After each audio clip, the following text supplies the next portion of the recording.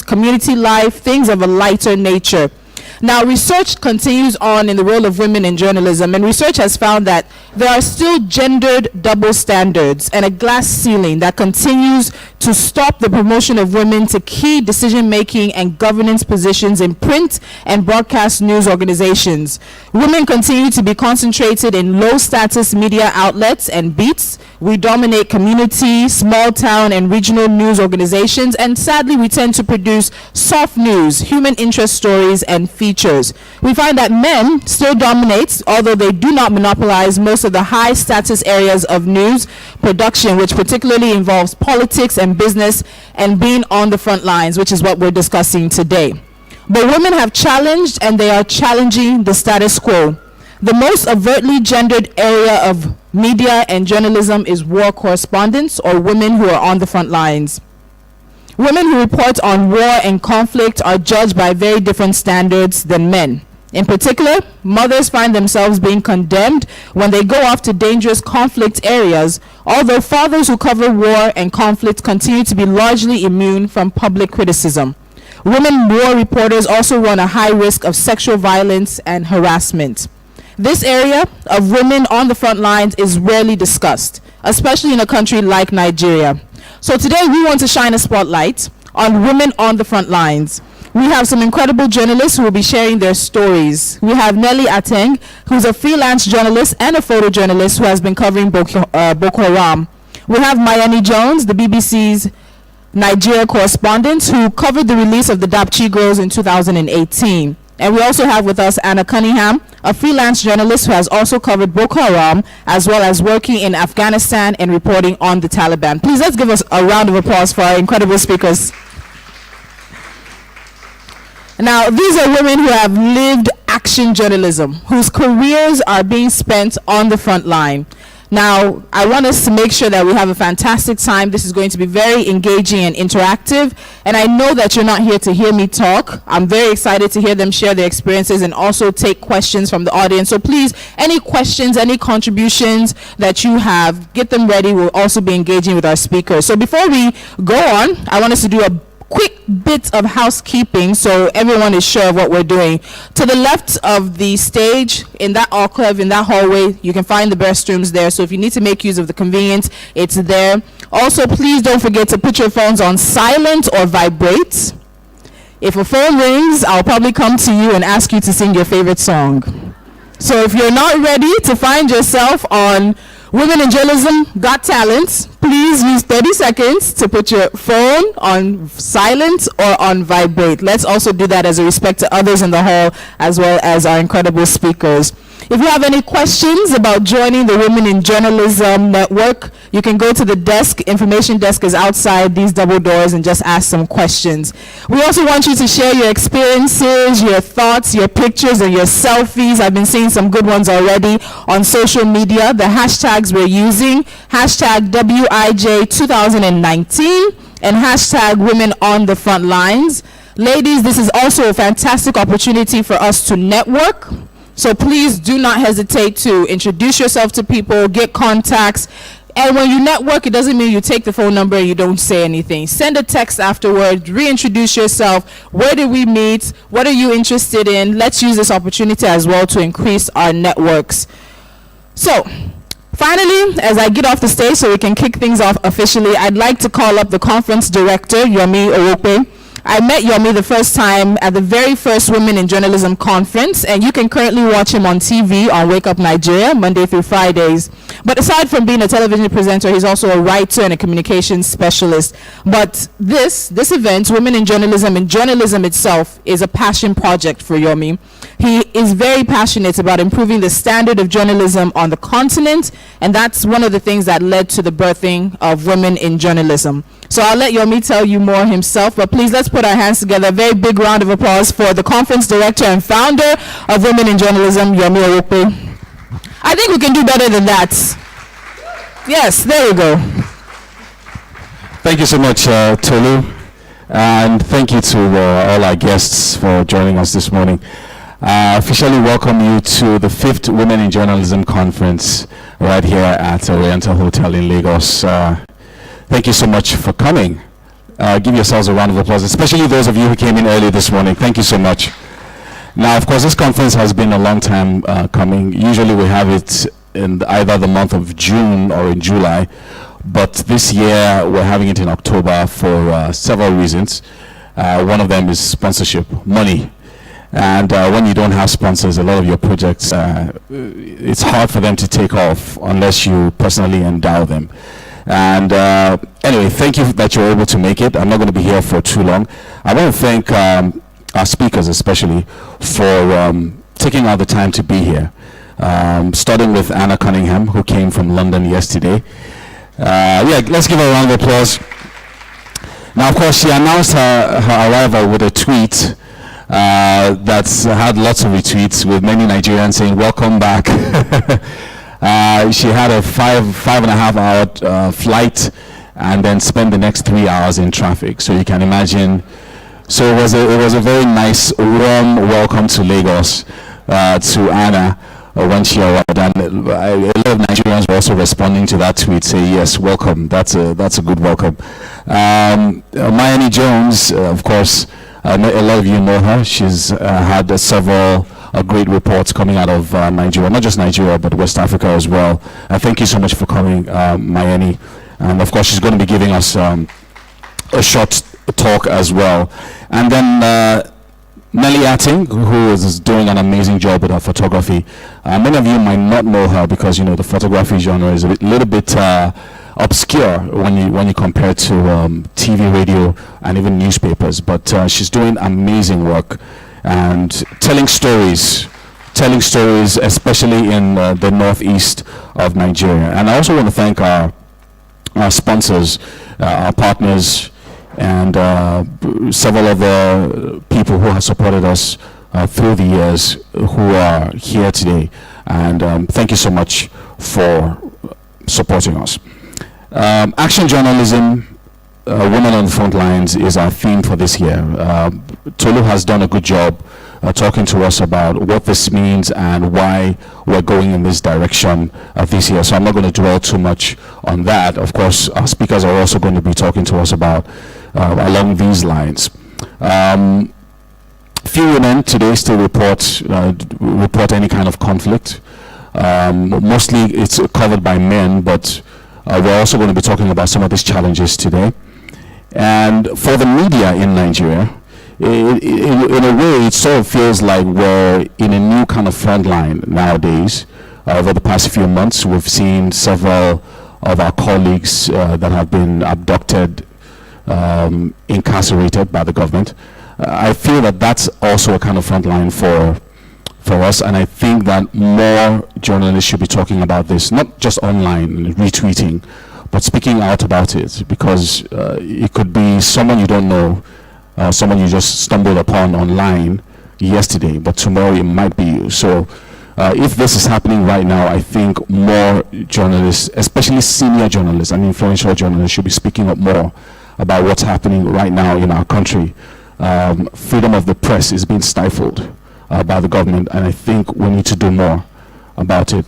Journalists need to speak up for their colleagues. It feels like we have more international organizations speaking up about Nigerian journalists than Nigerian journalists are doing, and that's not good enough. So we need to do more. Our president was speaking on October 1st, and he was talking about social media. And there are rumors going around that there's going to be a clampdown on social media, or social media blackouts and things like that. This can happen. It happens in other countries, other African countries, Egypt, several other countries where it's happened before. So never assume that it can't happen in Nigeria. It might.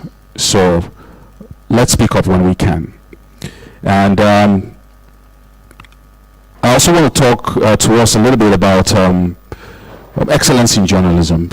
You know, it will always stand out if you're an excellent journalist, either in your reporting, in your writing, and in your presenting. It will always stand out. So one of the things that I want us to leave here with is to always try and improve our craft. Whatever training that you can attend, whatever you can do to ensure that you're putting yourself out there, taking risks, try to do it. Try to be better as a journalist. Try to represent your profession better. you will do well. And also to media owners as well, take care of the people that are under you. Bring out the best from them. Send them on trainings. Give them more opportunities. Pay their salaries, for crying out loud. Many media houses are owing salaries for months, 3 months, 6 months, sometimes even up to a year. This should not be happening in 2019. I entered journalism about 18 years ago in the newspaper, and back then they weren't paying salaries. And last week, one of my colleagues told me that they're still not paying salaries, and that's not fair. So we complain about journalists taking brown envelopes. This is the reason why that is happening. Most media houses don't have insurance for journalists. There's no pension. So all the great journalists from the 1970s and the 1980s who have now moved on to being special advisors to governors and presidents have now left the profession to people who can't find jobs. So that shouldn't be. It should be the best of the best practicing journalism, and that is why we all need to improve ourselves. And of course, conferences like this, trainings, various opportunities are some of the things that can happen, and they happen all the time. You have to just keep putting yourself out there and pushing the envelope. You will find those opportunities that will come to you. They're not just going to fall on your lap. So when you come to a conference like this, try to network, try to meet new people, because these new people that you're meeting might be your colleagues or even your employers tomorrow. So on that note, I'd like to once again welcome you to Women in Journalism 2019, and officially it's open, and hopefully some of our colleagues will still join us as we go along. Thank you so much. Please, another round of applause again for Yomi.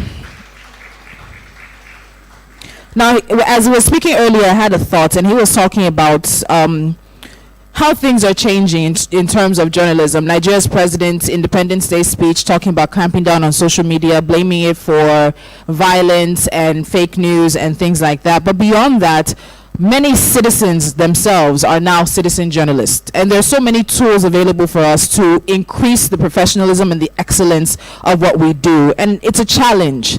Journalists in Nigeria, we're challenging, I would say that, because there'll be situations, whether you're online sometimes and you see a story and you read a report and then you click the link and you go and read and you're like, what exactly is this? So we know that journalism in Nigeria is taking many, many hits, and there are questions about how professional journalists are. But if you're here in this auditorium today, I think that means you have a commitment to being the best journalist you are. And I think if each and every one of us, from a situation in a conference and a summit like this, make sure that we're determined to present the best professionalism that we can start affecting change in journalism here in Nigeria. And when we show that women are ready to do these things at the front lines, as the editors, as editors-in-chief, on the editorial board, we can make the difference that we want to see. So ladies, once again, welcome.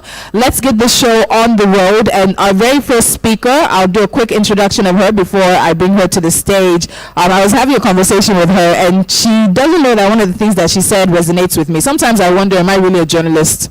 Am I really doing this job very well? Am I doing the best thing I can actually be doing? And we're having a conversation about that. And I know as women, we tend to sometimes suffer from imposter syndrome. We're not exactly sure if we're doing the very best we can. Are we in the right line of work? Are we doing it the right way? Isn't there someone who could be better in this position? But we found ourselves here, and I think it's a challenge to each and every one of us to make sure we do the best where we are. So ladies and gentlemen, the very first speaker that's coming to the stage is a journalist, even if she questions that every once in a while. But not only is she involved in journalism as it is, she's also involved in the subgenre of photojournalism. She is a freelance journalist who doubles as a photojournalist and has been reporting from the front lines of Boko Haram in northeast Nigeria. Nelly uses photography to enhance storytelling as a genre and has increased the relevance in matching figures with actual proof. And there's something about stories that are told with visual evidence. There's a way it hits the reader or the viewer quite differently than just reading the words, and that's exactly what she's been doing. Now, with Nelly's unique style and stance as a writer, she has waded into the conflict's hot zone to document the destruction that Boko Haram has wrought on Adamawa, Borno, and other states in which the terrorists have had a presence. And Nelly may not know, but she is also making a difference. Please, ladies and gentlemen, a round of applause for our very first speaker, Nelly Ating. Please come to the stage. Please, let's keep going. Let's keep going. Let's keep going till she gets to the stage. Let's keep going.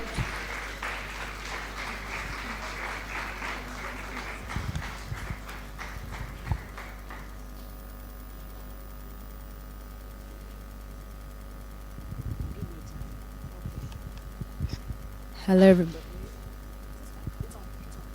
Hello, can you hear me? Hi.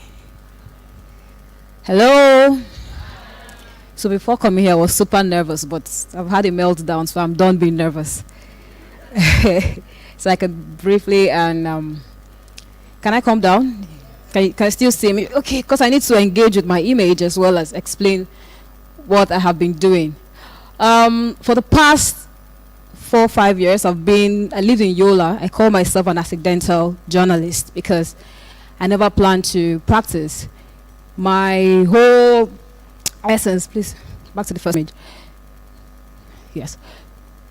That's because I was opportune to follow an organization called the Adamawa Pacemakers Initiative, document their activities in Yola at the time when Boko Haram had just kicked off. And who remembers the Occupy Nigeria protest? So it was from the Occupy Nigeria that a lot of young people got inducted into Boko Haram. And we had to find a way to curb that. We didn't just think about when people say education or providing food and all of these things. Poverty is what drives young people to become violent extremists.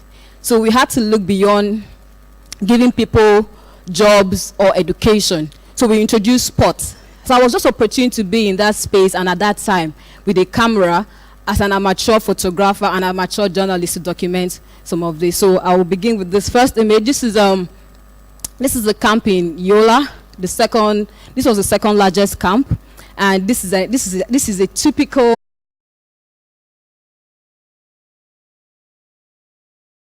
image. And this was in fact, I went to this camp immediately after the government had announced that they had released the first sets of IDPs. So these are the first sets of IDPs who were released from Sambisa, and they had to bring them with a very heavy security to Yola for treatment. So these were the first sets of those IDPs that were released by the Nigerian army. Some of them picking up their lives after the whole crisis, after being locked up with Boko Haram for a while. Next. So you can see, and then stop. Back. And this particular image still speaks to me because these were young children who were, this was the largest camp, housing about 5,000 IDPs at the time in Yola. And I still remember walking into this. This is where I contacted tuberculosis.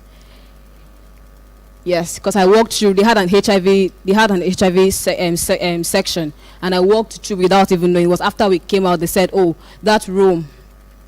These are IDPs who had HIV, and they had to be they were kept in seclusion." So these were kids in the camp who were cleaning up and having a good time, despite their educations being taken away from them. Next, no, hold on. And this other image, to see the work that they were doing, and I was opportune to, in fact, I'm very passionate about these girls, their story. There were a group of 100 girls who were put together in a classroom, children of Boko Haram fighters, children of survivors whose parents were actually abducted by Boko Haram themselves, and children from I've forgotten how they call them, the joint task force that government had instituted. So they all had to be together in one classroom to learn. And it was amazing to see that these kids, despite not even knowing their backgrounds, they had to just stay together and learn. And a particular girl's story caught my attention. Her name was Halima, because this girl was an armorer for Boko Haram, and she was captured at the age of 10, leaving behind her twin sister. And all she did know was, in her whole as a child, was to clean blood from guns or matches that Boko Haram would return with. So when I walked into here and I saw that these kids were together and they were singing, you wouldn't even know, but I heard there was something just particular about this girl, because you can't even kill even a fly around her, she will scream. So she was still dealing with PTSD. And then there are people that the army call Boko Haram sympathizers. So Boko Haram sympathizers are people, for instance, they identified the wives of Boko Haram fighters as Boko Haram sympathizers. And this woman's husband was a Boko Haram fighter. But the truth is that she doesn't know if he's still alive or he's dead. But because of how she's been stereotyped in the camp, it's hard for her to even mix with other women. So if you go to the camp, they have their own section in the camp at the back. I mean, at the back.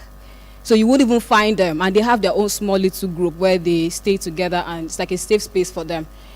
And when I met her and I asked her, I said, "What do you want Nigerians to remember you for?" She said that I'm begging for forgiveness on behalf of my husband. But the truth is, when I later reached out to the Nigerian army to ask them more if the husbands were still alive, they said they don't. I was saying I was talking shit. They don't know what I'm talking about. So this story was the end of me chasing Boko Haram stories, because at some point I felt like my life was now in danger. Another woman, another set, another woman. Hold on. And then this, it's interesting. It's interesting when you cover this kind of stories to realize that beyond these people you call Boko Haram are women who are deeply in love with them. The same thing happens as well with ISIS, young girls running away to go get married. So this particular woman, when she realized her husband had joined Boko Haram and she had warned him, so when he died, she moved and remarried immediately in the camp. So she met another IDP, and they had this 18-month-old baby that she was carrying. And then this is another image that still stands. This is the image that most people identify with my name, because this little boy, I went to cover an assignment around a community in Yola, and I saw him holding on to his little brother. So I asked, are they IDPs? They said yes. Or that, yeah, he actually, they are still looking for his parents. So he was squatting with some members of the community that they were the ones taking care of him. We heard about the movie, when movie was attacked. So when movie was captured, this was the day movie was captured. These were IDPs. These were people fleeing from Mubi to Jimeta just to find safety. So if you look closely, you see a boy with his father just holding on to him. At that point, you'll be amazed how we Nigerians are also wicked. A bus who would usually charge 1,500 from Mubi to Jimeta, they were charging as much as 8,000 naira, 10,000 naira to carry their own Nigerians to safety. And these are some of them as well who had moved in. So we heard that when we heard that that had happened, Mubi had been captured, and we had thousands of people fleeing to Jimeta. We rushed over with food items and with relief items generally to just, to help them. And this is our van moving into EYN church. And churches became safe spaces. We had churches, we had the mosques. It was amazing to see that when people say, oh, Boko Haram was attacking Muslims or Christians, that narrative was just a nuance that was painted. It wasn't true.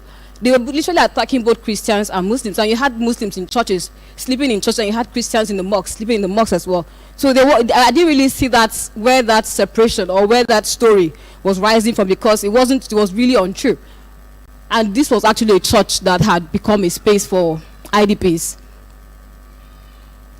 And these were IDPs as well, trying to be registered to get space as well, and in an overcrowded camp already. Stop.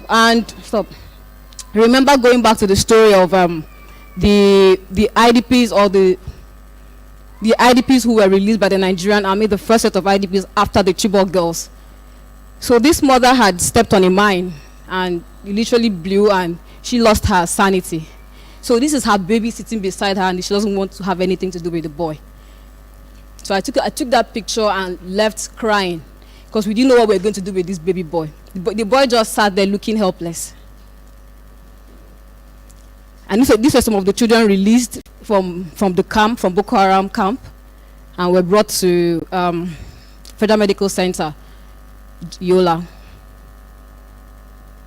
And these were, if you look closely in the crowd, you can see some Muslims as well. These were IDPs in the church, waiting to receive medication and also, of course, prayers. And this other image till tomorrow as well still haunts me.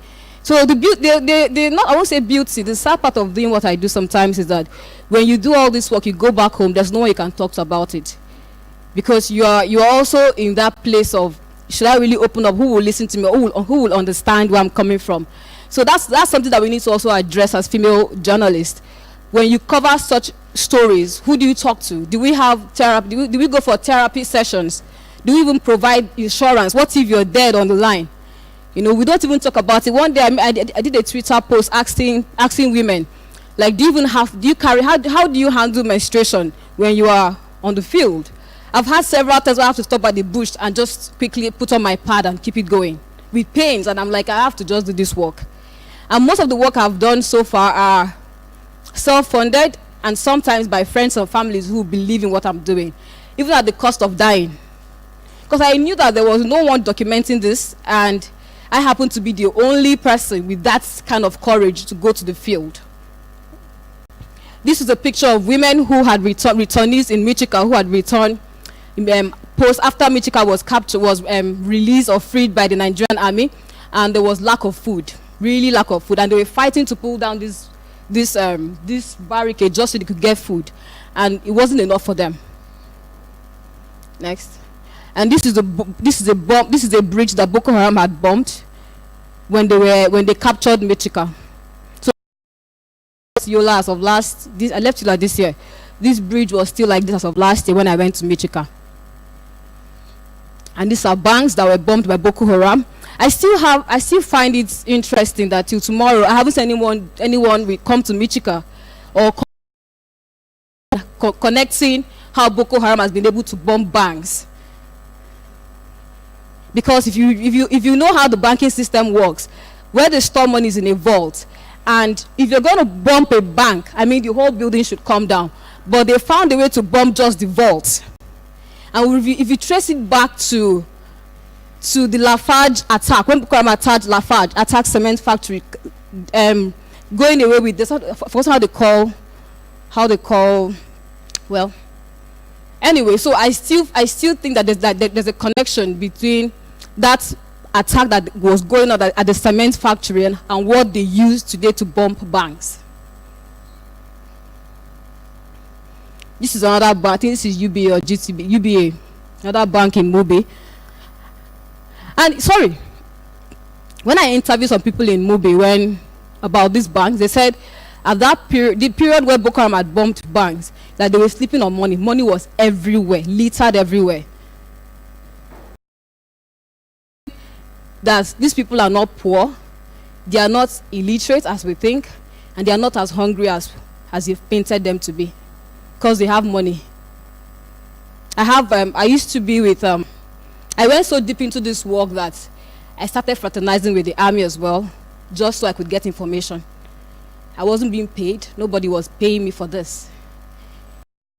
Passion that if someone wasn't telling this story as a journalist, till tomorrow I'll owe it to myself, or I'll be very angry with myself that I wasn't contributing. So I was doing this.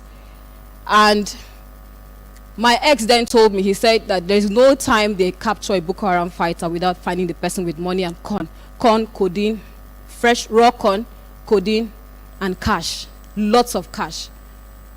And if you ask me I used to ask, so who takes the money? He said, sometimes we pack it, sometimes with the money, sometimes we carry the money, but those are the three things you'll find them with: codeine, cash, and raw corn. And this was the first bank that was reopened in Michika, the microfinance bank. At the point where banks were fleeing, there was no electricity. So this bank was the only bank that had opened back, and they were giving out, they were only transacting on small cash, not so much. Like if you want little cash, they will give you money, just so people can have like a flow of cash to go around the community. And this is still Michika after being freed by Boko Haram, by Nigerian army. And yes, so because of how I became so close, so I became very comfortable in the community that I would go back and forth with my fixer. So one day I went to cover a story, and I was trying to get access to Madagali. Madagali is still very close. Madagali, I still think is still under attack, despite what the media is saying currently. Because if you are inside Madagali, you can hear what's going on in the theater. You can literally hear the bombs go off in the theater. So our first day at Madagali, I told my colleague who went together, I was like, man, let's run. In fact, the fixer kept saying, once is 5, don't stay back. Make sure that you are out of Madagali. So when we left Madagali, we came to Michika, and they said a school principal wanted to see me. These are live IEDs. They have not been detonated. They were planted behind a secondary school, and there were some school kids writing WAEC. So we walked in just to document this. We had to call the Nigerian army. That they said they had cleaned up everywhere from bombs, but this one is still here. Come and check it out. The village people said they've been trying to get the military's attention for a while. These are the students writing WAEC, right behind where the IED was planted. And this was the only pharmacist open at the border between Madagali and Michika.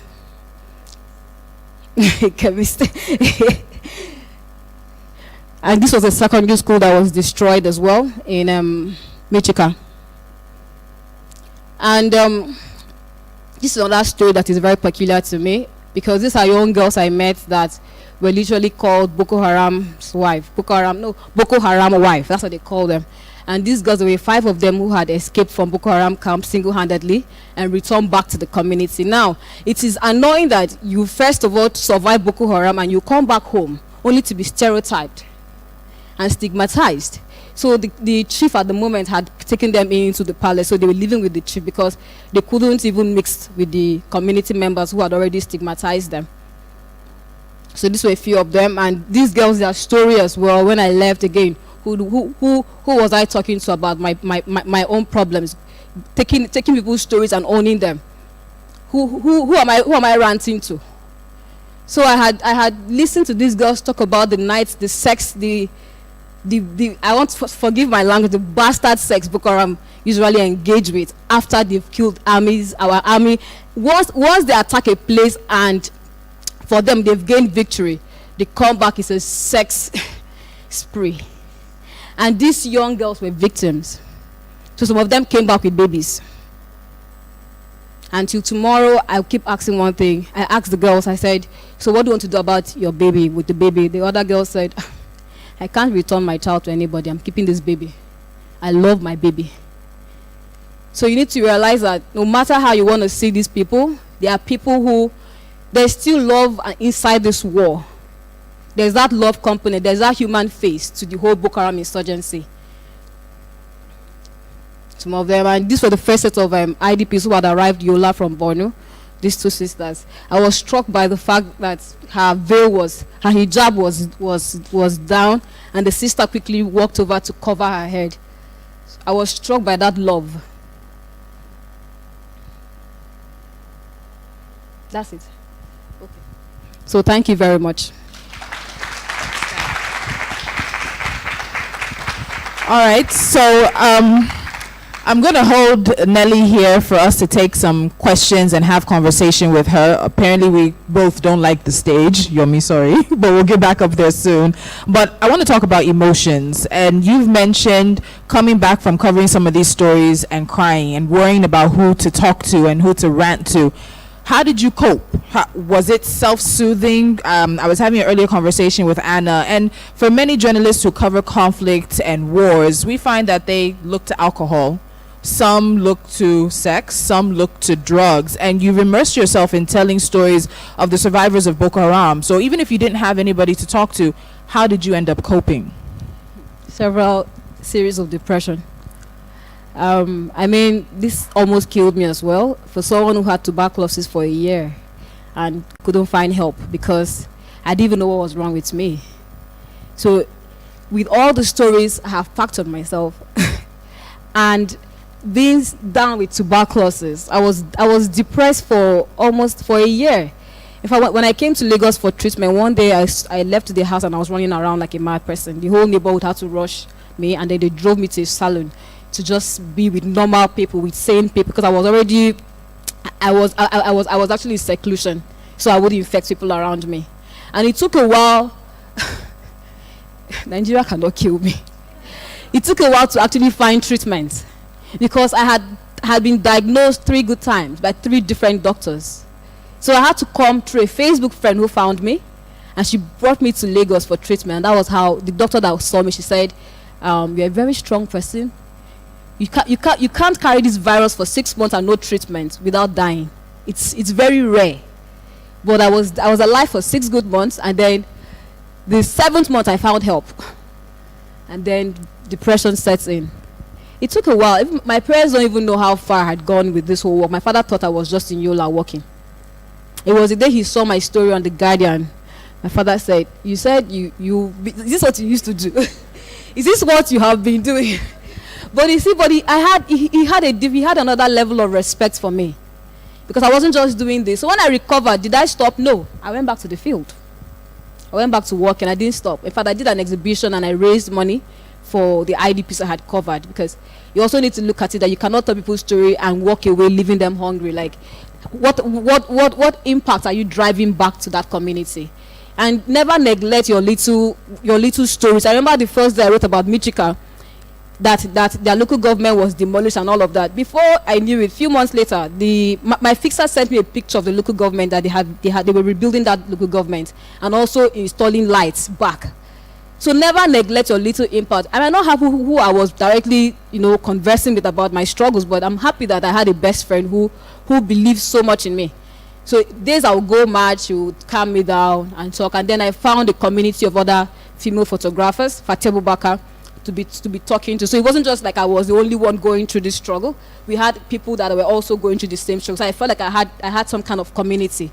So if you're in a space where you have more female journalists around you, please hug each other, hold on to each other, because you need that safe space to be able to talk, to rant, so you don't feel isolated. Because this job, you can literally be thinking that you're doing so much, but you are in isolation with the world and yourself. Mentally as well, you're in isolation. At every point, I'm always checking my phone. I will even make some calls with my line directly. I'll call you through WhatsApp, because I felt I was also being marked for some reason. All right, so do we have some questions for her, comments as well? I have one more question before we get to that. You talked about the fixer and you talk about community relations. How does someone who's on the front line, who sort of wants to embed in telling these stories, how do you find those individuals? How do you ensure that your community relations are good, that the community trusts you to tell their stories on their behalf? If you're honest, if you're sincere, it will show. If you're there to make a name, it will show. So first, you need to search your heart. What is your motives? What are your motives, and what intention are you bringing to this job? If your intention is to create a bad face for these people, it will be obvious and it will tell later on. So first and foremost, make sure that your intentions are genuine. And if you walk into the community as well, go with compassion. Go with empathy. Like, understand that these people are your brothers and your sisters, and it could have happened to you as well. So those things, people literally sense those things easily. If you go with so much pride, at some point I was covering my hair too. I would dress almost like them. I would eat from their own plates. I didn't feel like I was a stranger and there were a certain people I was covering. I felt like I was part and parcel of that community. And of course, I also, I've also experienced this whole attack. I've lived through it. I've heard the bomb blast. In fact, I remember the last one that happened at Demeter Market. My house wasn't far from Demeter Market. And I still remember my husband and I running naked around the house. We were confused. I was going here, I was going there. And I remembered, my friend Sarah went to the ATM. Sarah, where are you? I mean, it was crazy. So I too have been through it. So I understand where they're coming from. When I'm interviewing them, I don't feel like I'm an outsider, like an intruder. I can talk to them because I'm part of the story. All right, so do we have some questions, contributions for Nelly? Please raise your hand. Let me see you wherever you are. Any questions for her? Okay, hold on. Please, your name, if you're with any organization, let us know who you're with as well, and speak up so everyone can hear you. Yeah, my name is Grace Alegba from News Agency of Nigeria. Nelly, I commend your courage. I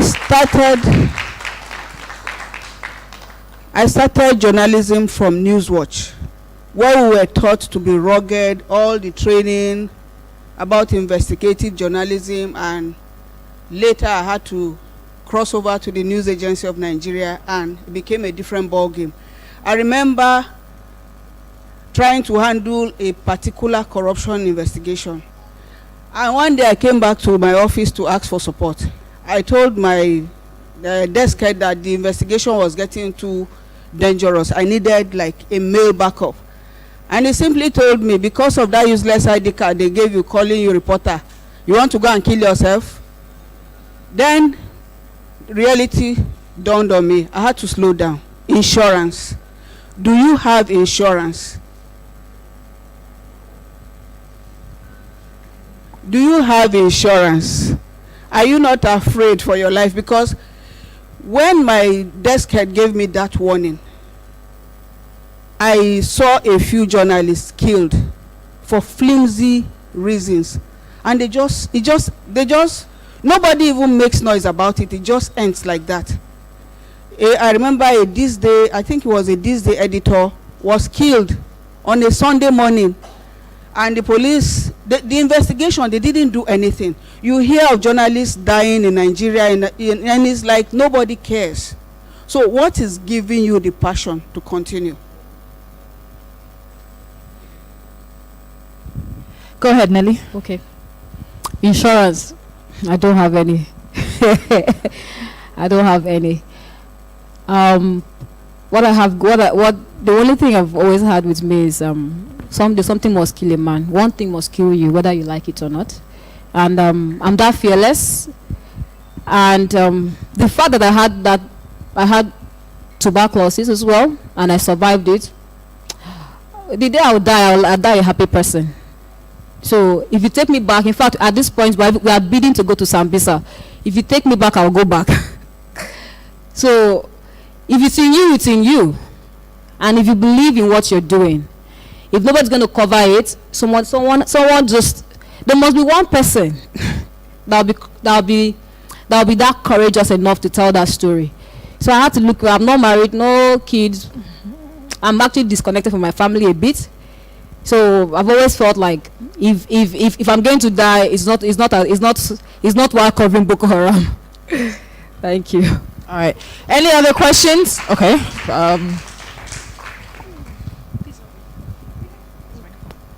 All right. Good morning, everybody. I am Bukola Balogun from Women Radio.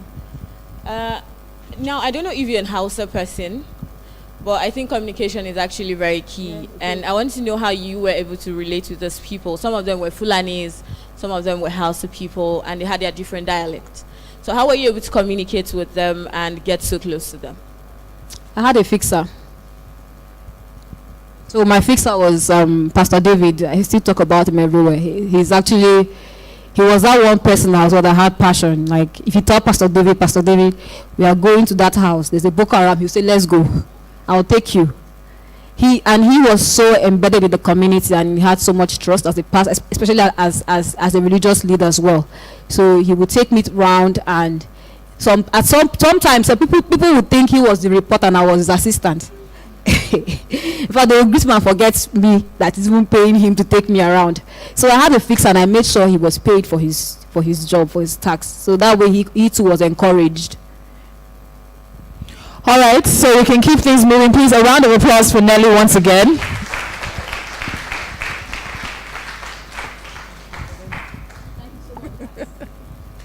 Please, another round of applause for her. We have some amazing people who are supporting women in journalism this year, and we want to hear from one of the representatives right now.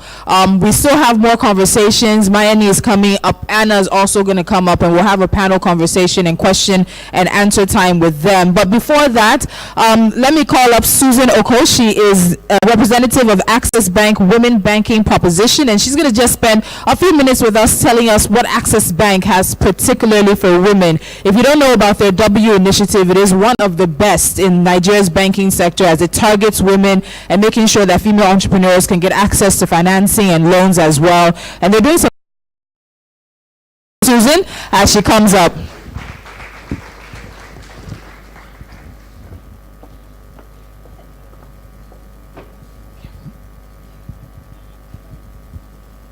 Thank you very much. Good morning, everyone. I have to say that I'm very deeply moved by, the Nelly's presentation just a few minutes ago. And all I just kept thinking was, this is the Nigeria that we don't see on the media. It's really, I was talking to a caller right there. I said, are we still in the same country? We don't see this in the news. I really want to applaud, I don't know where Nelly is, but I deeply salute your courage, and I deeply applaud you. And for as many women who are in this field, who are, chasing their career in the male-dominated, sphere, I really salute you. And so for us in Access Bank, generally as financial providers, the reality really and truly reflects the fact that statistics, says that we have more women than men in Nigeria. So we have a total population of, let's say, 190 million Nigerians. More than half of them are women. But the sad truth is that a great number of these women are financially excluded, particularly in certain parts of Nigeria, like the Northeast, like we have seen.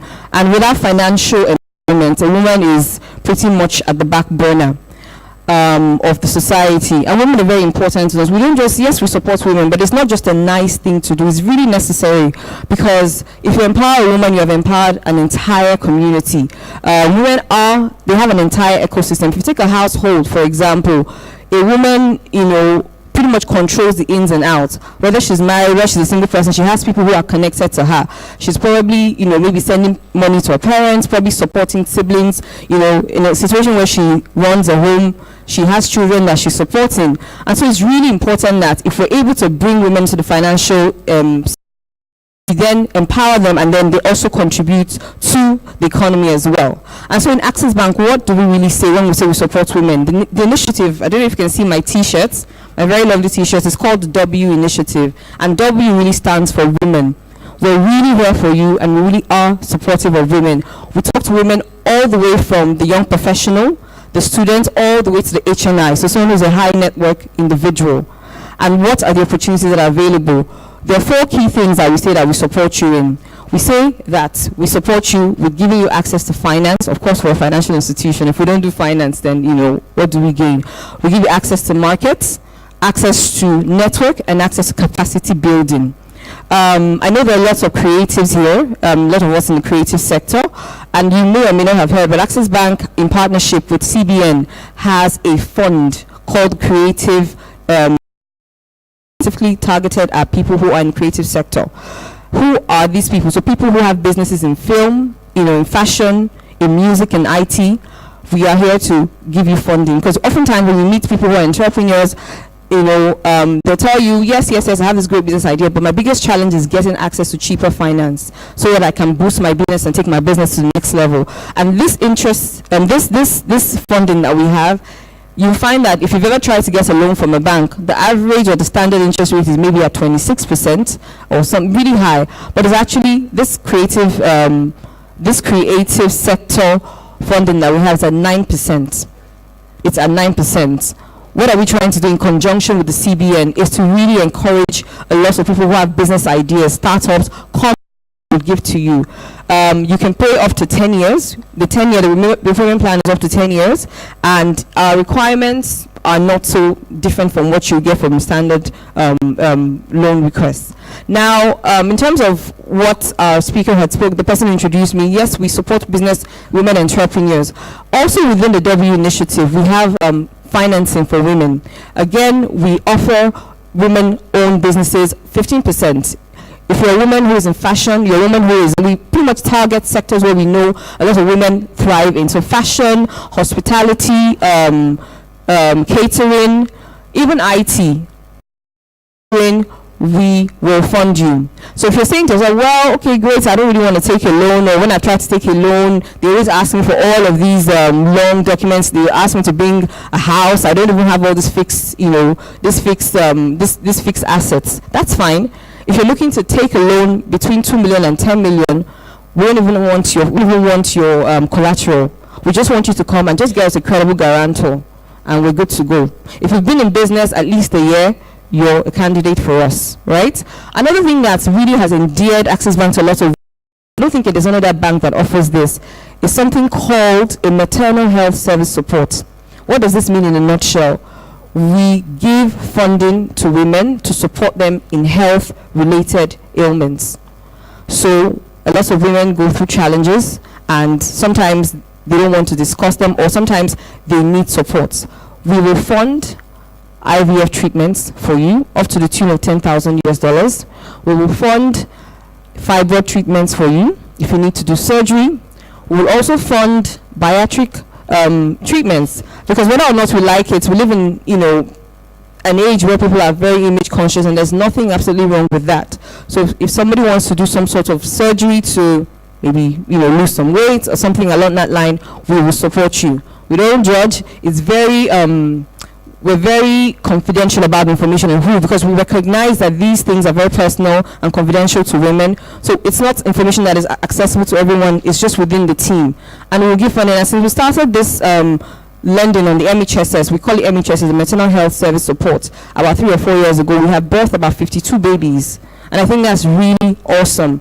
The first child we supported in MHSS, yes, you can clap to that, is about, I think, 3 to 4 years old now. And believe me, the woman who got the funding, for the IVF treatment, she's one of our biggest advocates, because we supported her through the process. And also, if you're also wanting to, if you know someone who is expecting a baby and maybe wants to have a child abroad or needs some sort of support, we'll also give funding towards that. So we really are here for women. So how can you connect? And if you're a young person, we also believe we're very, very, very active on social media, because we believe that a lot of what happens out there needs to, be sort of put out there in real time. So we have a community. Okay, you can follow us on Instagram at the W Community. That's our handle. We have a website, and when I say a website, because I think we've also realized that engaging women, you can't come. Yes, we're a bank, so we don't want to come with the hard facts of finance and numbers. It's important that we draw the women in, because you have to realize that each audience or each sector or segment of people you're talking to they want to be spoken to differently. We recognize that. So we have a community, and our website is called thewcommunity.com.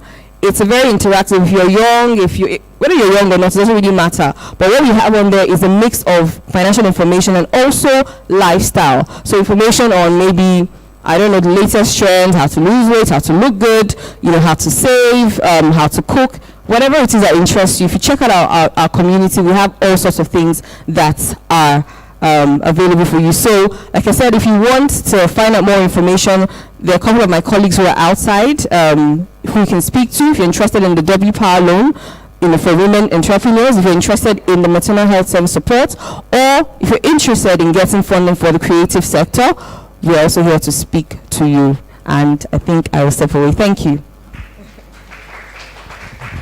Thank you very much, Susan. All right, so we'll keep things moving on. Our next speaker is going to be part of the panel, so please make sure you take your notes and you're ready to engage her when it's time for the panel conversation.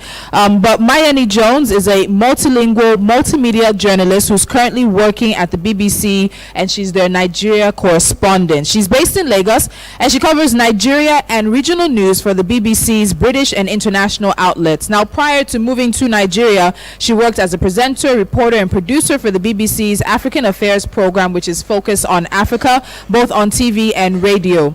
She has also presented a number of programs for the BBC, including the Africa Debates and Global Beats on the World Service. Now, stories that she has covered include the 2019 Nigerian presidential elections, the release of the Dapchi schoolgirls in March 2018, the attack on the Palace of Westminster in March 2017, as well as the French and Angolan presidential elections of the same year. It's my very, very great pleasure to have Mayeni Jones come to the stage. Ladies and gentlemen, please put your hands together for her. She'll be making a presentation as we continue the program. I think we can keep it going as she gets to the stage.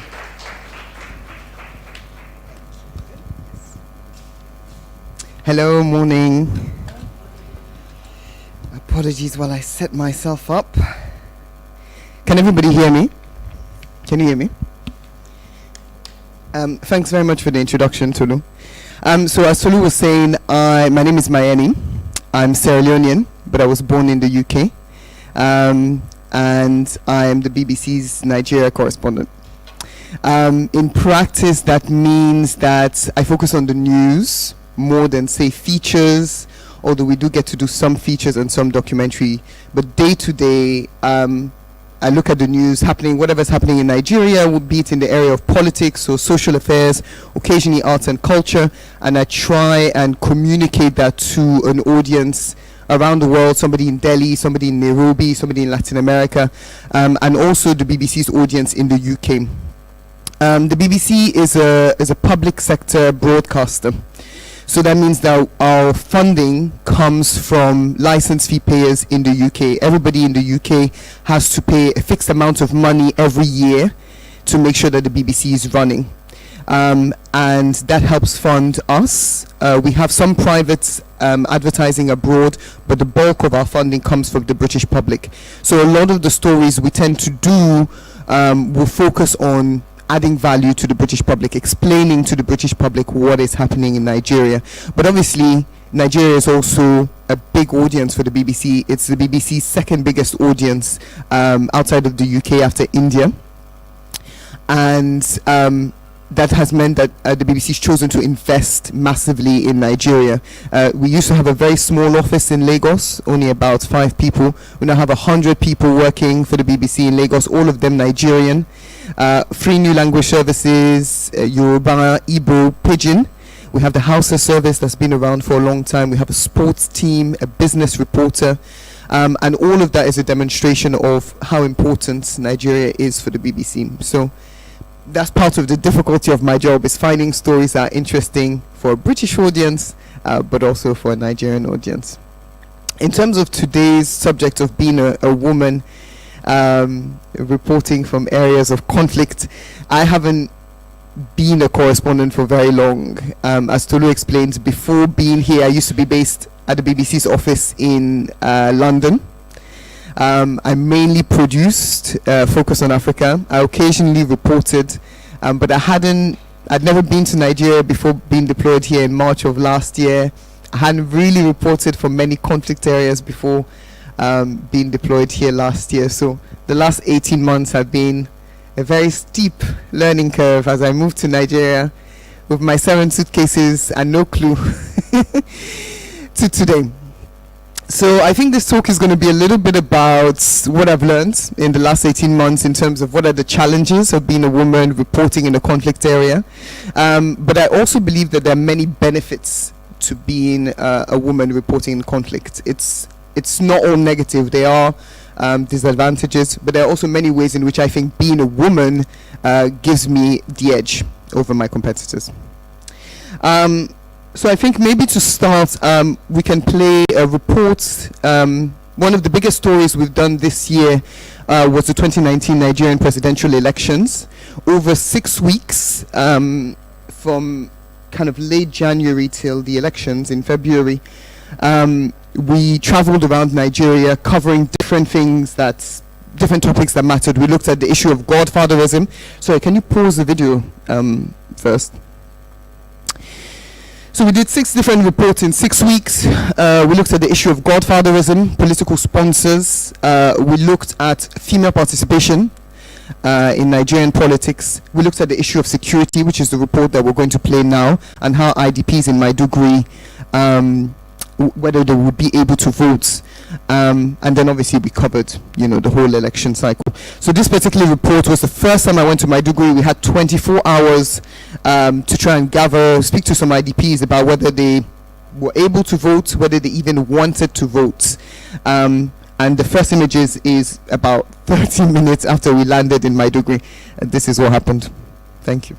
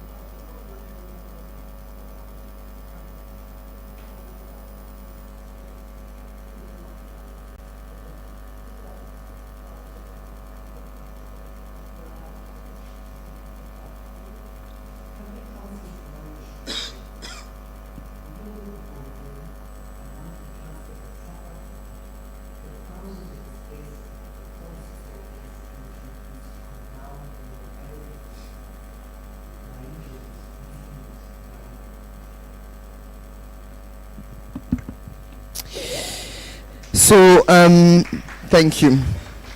I don't know how much you could hear the audio, but basically the piece was looking at IDPs, internally displaced people, and the challenges that they faced during the election period.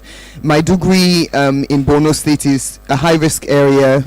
It's the birthplace of Boko Haram at the best of times, but during elections, when you have different politicians all vying for control, the level of risk is elevated. So when we were deployed there, it was considered an extremely high-risk situation. We had to deploy some of the dangers. Obviously, we were worried that in the run-up to the elections, Boko Haram would try and target Maiduguri as a way of sending a message to the government. As you all know, Boko Haram are stringently anti-governments as well as being in education. So when we deployed, security considerations we had to think about is, if there is an attack, are we close enough to the airports so that we can leave? So we stayed in a hotel that was about 15 minutes, 10 minutes drive from the airport. We went with what we call PPE, personal protective kits, so that's bulletproof vests and a helmet. On our phones, we have an app that tracks all of our movements and sends the information back to London, so they can know where we are at all times. And our editors also sent us, so that's myself, I had a producer, Rod McLeod, and a camera person, Ayobello. We had a security guard with us, so a gentleman who used to be with the army, that knew Maiduguri very well and was in charge of our security. So those are some of the security measures that we put in place, so that if there was an attack in Maiduguri whilst we were there, we would be protected. As a woman, that wasn't my first high-risk deployments. In May of 2018, we had been sent to Benue and Nasarawa to cover the farmer-herder conflict. As you might remember, last year there were a lot of clashes between farmers and herders all across the Middle Belt, and that was my very first time being sent somewhere that was considered high risk. A lot of conversations before we're sent out to these areas, a lot of conversations happen between the team here and the team in London. So the BBC has a security team that monitors security incidents all around the world, and based on how regularly these incidents occur, they determine whether an area is high risk or medium or low. The Middle Belt was considered high risk at the time, so that meant we had to have briefings with them about areas that we could go to and areas we couldn't go to. We had to tell them all the people that we were going to be interviewing, all the towns we were planning to go to. We had to take a security guard, and we had to stay in hotels that had been vetted by them. So hotels that had security guards at the front, clear access routes in and out. We had to have a driver that we'd used before that was reliable, that stayed in the compounds. So the reason why I'm listing these security things is because it's some of the considerations. Some of you may be freelance journalists, some of you may work for local organizations. It's to give you an idea of some of the security things that you can think about when you're in a high-risk area, in terms of securing your own space. What are some of the challenges that female journalists are particularly vulnerable to? One of them is not being taken seriously. On the surface, that might seem like quite a trivial thing. They don't take you seriously, doesn't matter, get on with it. The problem is, if you're not, that can endanger your life. So not being taken seriously, that can be by your editors. If your editor underestimates how much danger you're going to be in because he thinks you're a woman and you're a little bit skittish, he or she might not necessarily provide you with the support, logistical support and security support that you need in a high-risk area. So that's one way in which women are disadvantaged compared to their male counterparts. When we go to high-risk areas, we often have to collaborate with the military or with local NGOs in order to secure ourselves. That's another way that you can be secure. So if you're not taken seriously by those organizations, they can also not protect you in a way that's adequate. And finally, you cannot be taken seriously by the audience, by the people that you interview, by the people who watch you. And day to day, that can mean that they don't, provide you with the same amount of support as they would a male counterpart, as Nelly was saying before me, you might go with some men on assignment and they might assume that it's the man with you that's the correspondent instead of you. That's not necessarily a security matter, but I think it plays into this whole idea of women. When I'm in a high risk area, my security is not being prioritized, I'm not being taken seriously. So some of the ways you can mitigate that, I mean, you're a woman, you're not going to be able to change your gender. I think it's incredibly important to communicate with your editors before you go. If you're being sent to Maiduguri, for example, look at what security incidents have happened there in the last 6 months. If you're trying to prove that you might need a security guard or you might need to be in touch with your editor on a regular basis, explain to them that this is what's happened in the last 6 months. I think that this is going to be risky. Make sure that you have a conversation with your editors. Let them know the address of where you're going to be, your telephone number.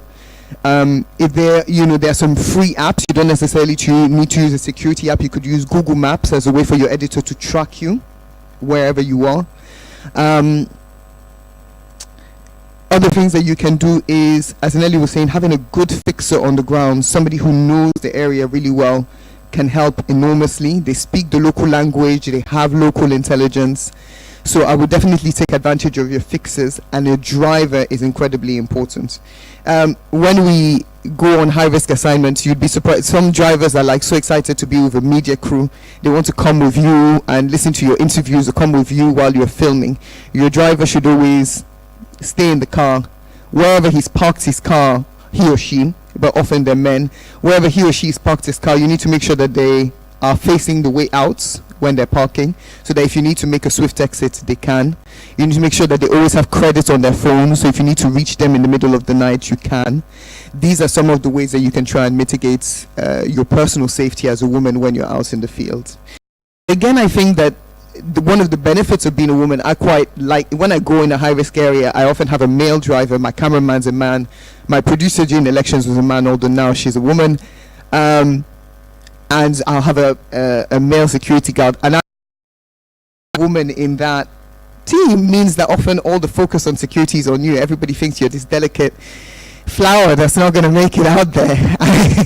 And they all kind of vie to show you that they're going to protect you. So in a way, I find being a woman in that kind of masculine environment, I find myself to be more protected. So it's not all doom and gloom. In terms of the audience or interviewees that I go and see, I have when I'm out in the field, I don't look particularly feminine. I'll wear baggy shirts, baggy trousers. I have a deep voice. So sometimes we went to Niger State in September of last year to cover the floods, and people were talking and I didn't know what they were talking about. My fixer was laughing and he was like, they're debating, they don't know if you're a man or a woman. And I was like, perfect, don't even tell them anything, don't clarify anything, just leave them to guess if I'm a man or a woman, because I like that ambiguity. I like that on the phone when I answer the phone. I find that if I answer the phone and somebody is like, yes sir, I know that things will get done. So I don't even correct them to say, no, it's ma or it's madam. I just keep it ambiguous. So, I mean, everybody has a different style. I wouldn't encourage you to dress more masculine in the field. But for me, maintaining that gender ambiguity in certain areas I find kind of protects me. And it takes away the second big danger I find of being a woman journalist on the front line, which is the potential for sexual harassment and sexual assault. Women are usually, physically weaker than their male counterparts. Sexual assault is a problem across Nigeria and across many parts of the country. So it's one of the things, I certainly think about before I deploy. I have a checklist before I leave my house, before every assignment, and there's certain security things that I take with me that I brought with me here today. So one of the things that I have is this very sexy looking doorstop. You put a massive battery at the back and you can wedge it at the bottom of your hotel door. So if you're staying in a hotel and you're worried for whatever reason that somebody might try and enter your room at night, these can be bought quite easily online, and I'm sure Nigerian entrepreneurs, being as entrepreneurial as they are, that you can find this in the market somewhere in Lagos. So you wedge it under your door, and if anybody tries to open the door, this happens. So it's loud enough that if you're asleep, somebody can, you'll hear them before they come into your room. So that's one of the ways you can mitigate the danger. I have another one which is less high tech, which is just a bit of plastic that you wedge in your door.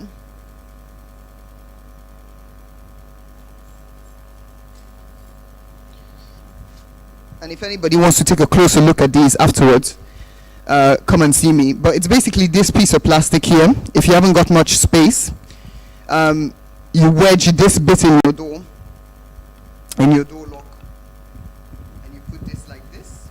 And it doesn't look like much, but it completely stops your door from being open at night. So those are a couple of the things that I do to mitigate sexual harassment and assault. Again, like I said, dressing quite masculine when I'm out in the fields, I find kind of dissuades any approach. I don't wear makeup. I stay very close to the rest of my team. I don't go off wandering by myself if I'm in an area that's very isolated. If we're in an area with no phone signal, I'll have a satellite phone provided by the office that has, that can provide signal in remote areas. So if I find myself by myself, and it also has a panic button that you can send. And I think also, listen, at the end of the day, there's no way of stopping a predator from assaulting you, but I also find that my attitude of my male counterparts, I try and desexualize myself as much as possible. I might have a drink with them at the end of the night, but we're always talking. I try and be one of the boys. It's a situation that works for me.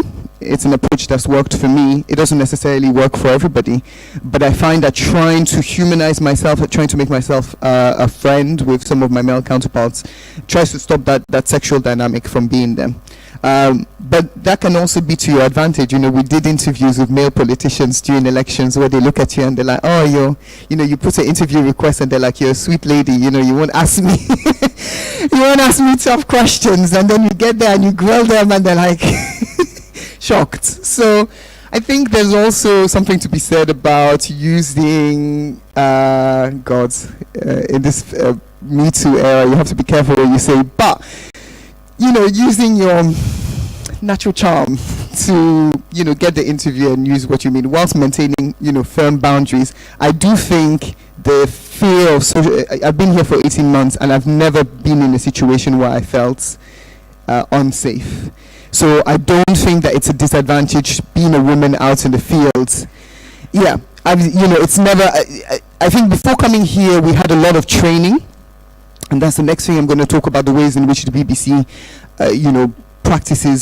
tries to apply best practice to a safety thing. We had a lot of training, and you might have the impression that, you're going to come to Africa, you're going to come to Nigeria, and you're in so much more danger. But I have to say, as long as you take the right precautions, I have overwhelmingly felt very safe in Nigeria. Even going out to the places we've gone to, Benue, Nasarawa, Maiduguri, I felt relatively safe.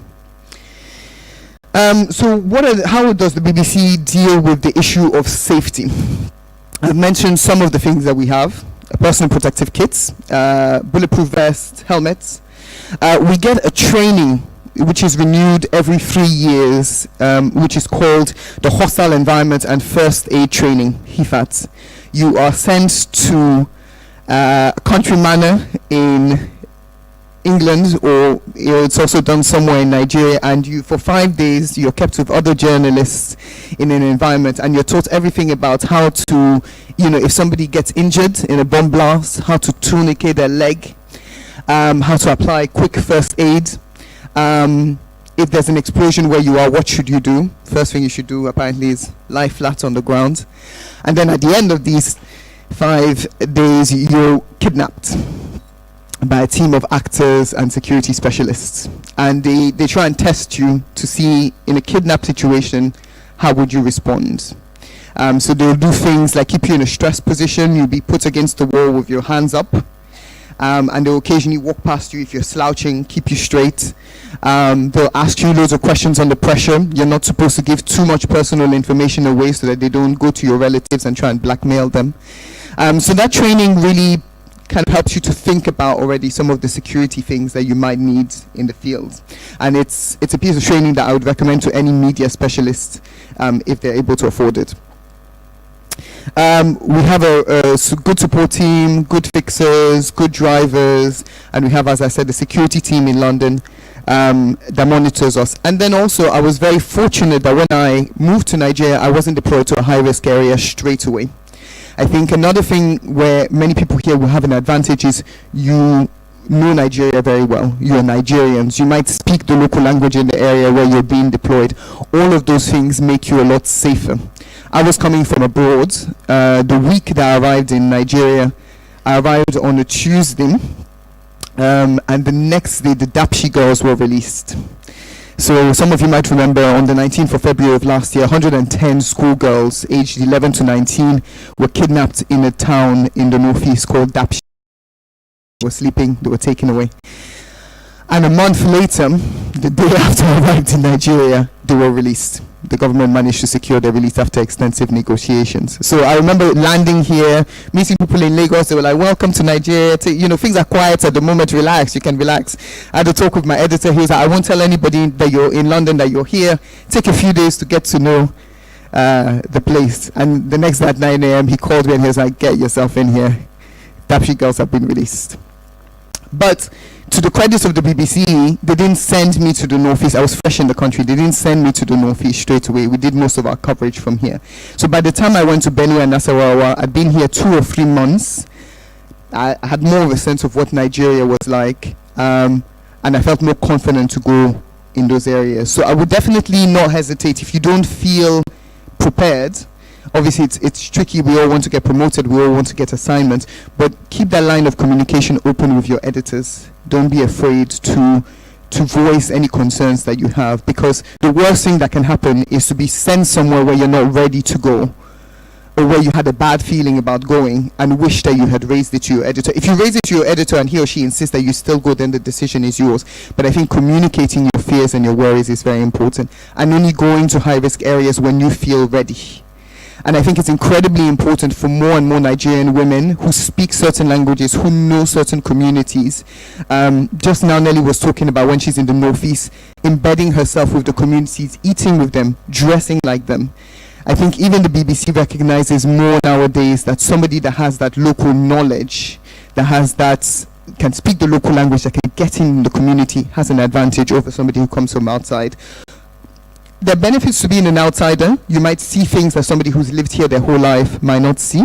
But I think in terms of security, there are definitely enormous benefits to being from the area, speaking the language, having lived there. So don't hesitate to put yourself forward if you are from Benue or Nasarawa or from the Northeast. You're from wherever that hotspot is happening, because you'll probably have an advantage over your peers who've never lived there, who've never been there. Positives. Positives. There are loads of positives. I think being a woman in journalism, listen, we get to travel. I have only been in Nigeria 18 months. God, we've been everywhere from like Cross River, Adamawa, Bayelsa. I've gotten to see so many parts of the country that if I was just living here, I wouldn't have seen, because getting access is difficult or is dangerous.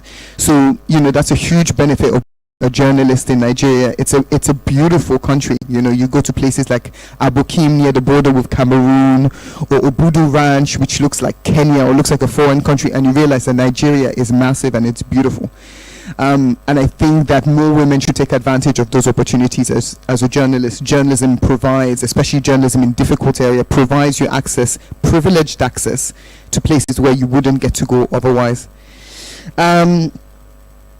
Other benefits or the positives of being women: you can often access places that men can't. As I said, you're underestimated often as a woman. People don't realize that you might know the things that you do. Take advantage of that. I don't mind people underestimating me, as long as when I get there, I do the job. So if somebody underestimates you or think you're a mumu, it's okay, no problem, no while. As long as they send you to the assignment and you get to come back with the scoop, I think take advantage of everything that you can, and take advantage of the fact that people will give you interviews thinking you might not be as tough as you end up being. And finally, I think being a journalist, as women, we often require flexibility. We might be the main caregivers in our family, and journalism is a career that gives you that amount of flexibility, especially if you're working in documentaries and features. that flexibility is there. So I'd encourage more women, if you know any young women who are thinking about journalism, this is definitely a career for them, especially in conflict zones. It's where it's the heart of kind of our work, and I'd encourage you all to do it. Thank you very much. Thank you very much, Mayeni. We're going to take questions now, so if you're ready with your questions, we'll take two questions, but I think I'll start quickly. You talked about having a whole team, the editor, the producer, security analysts in the UK as well, but in terms of picking stories to be covered, how much is your input in terms of it? And then can you ever say no? Can you walk away from a story, even if all the security analysts are telling you, it's fine, everything's taken care of? Can you walk away and tell them, I'm not doing this? So the way people often ask me, how does the BBC choose its stories? I think especially African audiences are naturally skeptical of foreign media in Africa. Our history hasn't been very good. People think that the outlook of the BBC and other foreign media organizations has been colonial. The BBC is trying to do that by employing more African journalists to report in Africa. And so we have a say in terms of which stories get chosen every day. Obviously, we wake up in the morning, there's a list of news stories that need to be covered. And if something is considered of the public interest, there are meetings between all the different editors and the journalists. It's a consensus thing. So there's no kind of big guy, at the top kind of saying this is what we need to be covered. They're endless, God. That's one thing that there's a program in the UK called W1A, which is a parody of working at the BBC. And one of the stereotypes is that we're always having these meetings. We're always talking and endless meeting, nothing gets done. That is not a total lie. So you will have endless meetings, and that's how stories get chosen. People will look at things and say, that's interesting, this is interesting. It might go online first, and if it's getting a lot of hits online, TV and radio will then ask you to go and cover it. So there are multiple mechanisms in terms of choosing stories. I can pitch features. So, for example, we went to Cross River last year and did a story on money wives, which you might have seen. Channels has reported it as well. These young girls that are sold to much older men to pay off their families' debts. Usually their father's debts. So we pitched that to London. They thought it was, an interesting story, something they hadn't heard about before, and then they gave us the funding and the support to go and do that. So it's a mixture between things that you have to do because they're in the public interest, and then things that you find in local media or you find through your contacts, and then you pitch. Can you say no? Absolutely, you can say no. When we went to Maiduguri last month to cover, so Nigeria has the highest number of people missing in conflict in the world.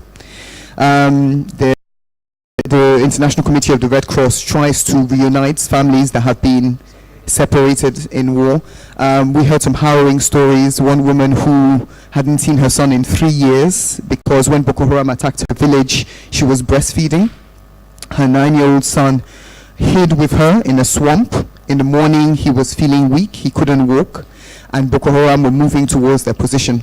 So she had to choose between the breastfeeding baby or the 9-year-old because she couldn't carry both children at the same time. She felt the 9-year-old would be better able to fend for himself, so she left him, and she hasn't seen him for 3 years. That story came with some risk because for the first time in a long time we were leaving Maiduguri. When we go to Borno, we usually stay in Maiduguri because any area outside of Maiduguri is considered too high risk for us to go to. This time we were going to Monguno. And so before going, London said to us, I think at least I counted 3 times, it might have been 5. They were like, if you don't want to go, you don't have to go. And I think that should be the attitude of any editor. You're putting yourself at risk. Before we go, we're told to write, a will of sorts so that the BBC knows who to contact. My husband is here, Nathan, so he's my point of contact if anything happens to you. And what they should do. BBC has insurance for all of its staff. So there are things in place if something happens to you, but you're never pressured to go out into a high-risk environment. It's really fascinating to hear because I've been doing this in Nigeria for about 12 years now, and this is not our situation. And this is, even though I was having conversation with Mayeni before, it's not exactly the best situation as well. But from where we're coming from in Nigeria, this seems like a 100% shift in a completely different direction. And it just makes you really question if we as journalists and those who are making decisions for journalists in Nigeria are truly ready to get these stories out there. Because a lot of times there are complaints about why are Nigerian journalists not covering these stories? Why is the access to typically foreign journalists with foreign organizations? But then when you look at everything involved making sure that one person who's going out to cover a story for an international organization is protected, you wonder if truly Nigerian media organizations are really ready and committed to actually doing investigative journalism and action journalism. I have time for 2 questions, ladies. I'll try to take one on either side. Okay, I saw her hand up first, so let me give it to her. Thank you very much. Well done. My name is Oludolakwa Adewale from WFM, Lagos. I'd like to ask, my question is about the BBC and what Nigerian media outfits are doing. We know that the BBC has interest in Nigeria, in the Nigerian media market. Is there a way that it can hold Nigerian media market accountable to provide things like security, insurance, getting the apparatus ready for us? And the second question is that, does the BBC hold special trainings for journalists in Nigeria? Thank you. Thank you. Thanks for the question. Obviously, the BBC, we have to be very careful. We're a foreign organization coming into somebody else's country. I'm an African, but I'm still a Sierra Leonean coming to Nigeria. So I cannot tell a Nigerian how to run the organization. What I can do is encourage best practice through the way I treat my staff, and encourage best practice through the way I send Nigerian journalists employed by me out into the world. So the BBC makes sure that any standards it holds for its international journalists in London and abroad are held for the 100+ Nigerian staff that we have here. So we have 100+ just in Lagos, but there's also the Abuja office, which is pretty big, and then we have journalists all over the country. So whenever those journalists are sent out, they're insured. If we've ever had any instances of kidnapping, that's handled at the highest levels of the BBC. The negotiations are handled there. They have contracts, they have health insurance, they have, personal insurance for when they're sent out. So it's a delicate balance. Obviously, the BBC can't preach to the Nigerian government or institutions how they should do their work, but what it can do is make sure that everything it does in Nigeria is within Nigerian law and fits its international standards, and that's what we try and do. At the moment, we don't offer training to non-BBC staff in Nigeria in terms of safety and security. It's something that I definitely am keen to float to the leaders here and in London. As I said, we're public service broadcasters, so not to make us sound too altruistic, but we're supposed to use public money to do good. And the BBC has a charity called Media Action that does things like spread, certain messages on public service messages on radio and television.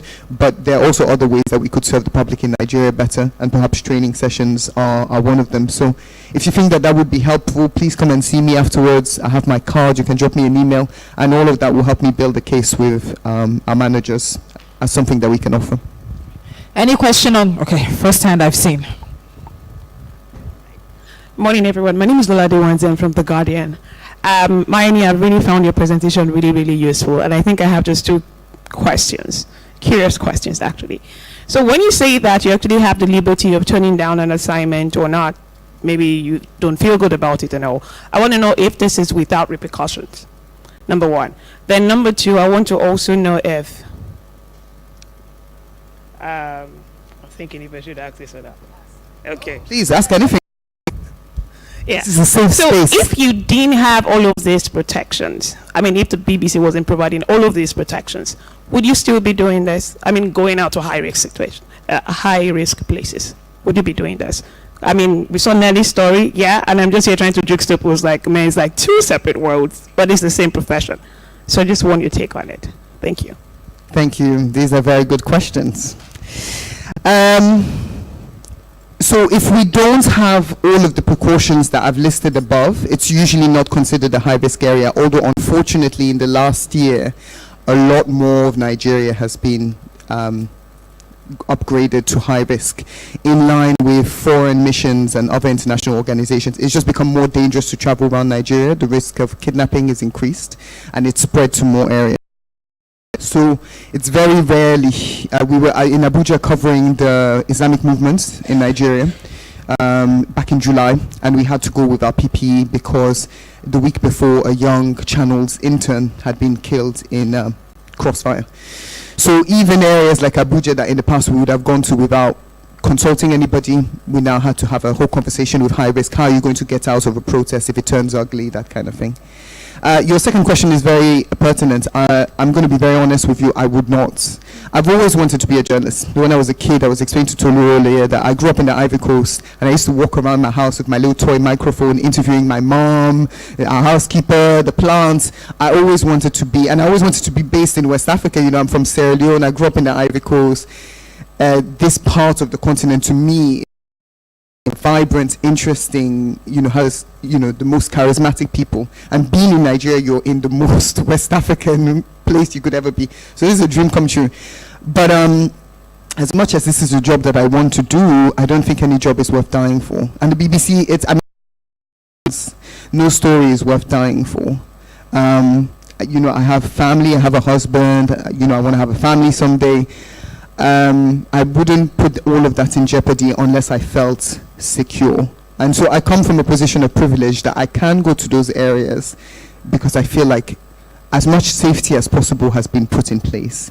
And I think it's incredibly important for journalists working here to have that same level of safety. And it doesn't necessarily need to cost that much money. Like I was saying, for your editor to track you in Lagos, they can follow you on Google Map. They can install the software that they can install onto their phone so they can know where you are. You can set a time when you call them every day. I'll call the office at such and such a time every day. They can hire local fixers and drivers. Don't cost that much money. Eating in those areas doesn't cost that much money. So I definitely think there are things in place. I understand that local organizations may not have, license fee money like the BBC does, but I think that there's certainly things that can be put in place to make sure that local journalists feel safe when they're out there gathering. Thank you very much. Those are all the questions we can take. Please, again, I'll be joining myself and Anna on a panel, but I know we've been sitting for a while, so I want us to do something very quickly, but it comes with rules. The first rule is that the speakers are off limits. What did I say? Are off limits. So when you come to events like this, one of the benefits of an event like this is networking. We're here to get to know each other. Women journalists, female journalists in Nigeria, we are a community, and we need to be able to encourage ourselves, use our joint resources, find ways in which we can promote each other's work as well. So I'm going to set my timer. 2 minutes. I hope you came here with your card. If you did not come here, okay, I'm talking to myself. I didn't come with my card. But I hope you came with your card. So in the next 2 minutes, please stand up, stretch your legs, introduce yourself to somebody on the opposite side, go away with contact, be it phone number or email. Get to know a female journalist that you do not know in this hall. We have 2 minutes. I don't see anybody standing up. Let's stand up. 2 minutes. Use this to stretch your legs. And remember, speakers are off limits.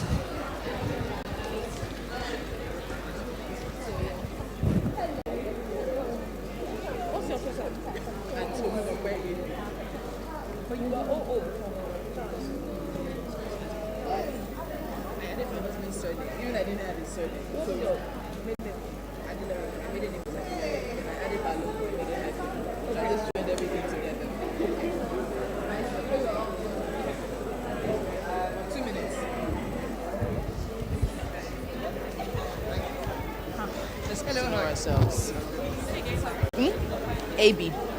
One word. Are you ready? I'm cold.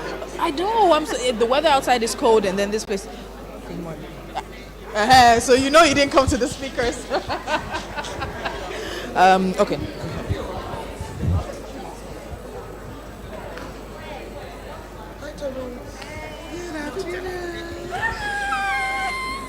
Thank you. When was the last time? How are you? When was the last time we saw? 2 years ago. My God. Yeah, I remember that day. Yeah. When WFM we had CEO was saying she yes. liked my voice. Yes. So I've been with WFM. I left 2 months ago.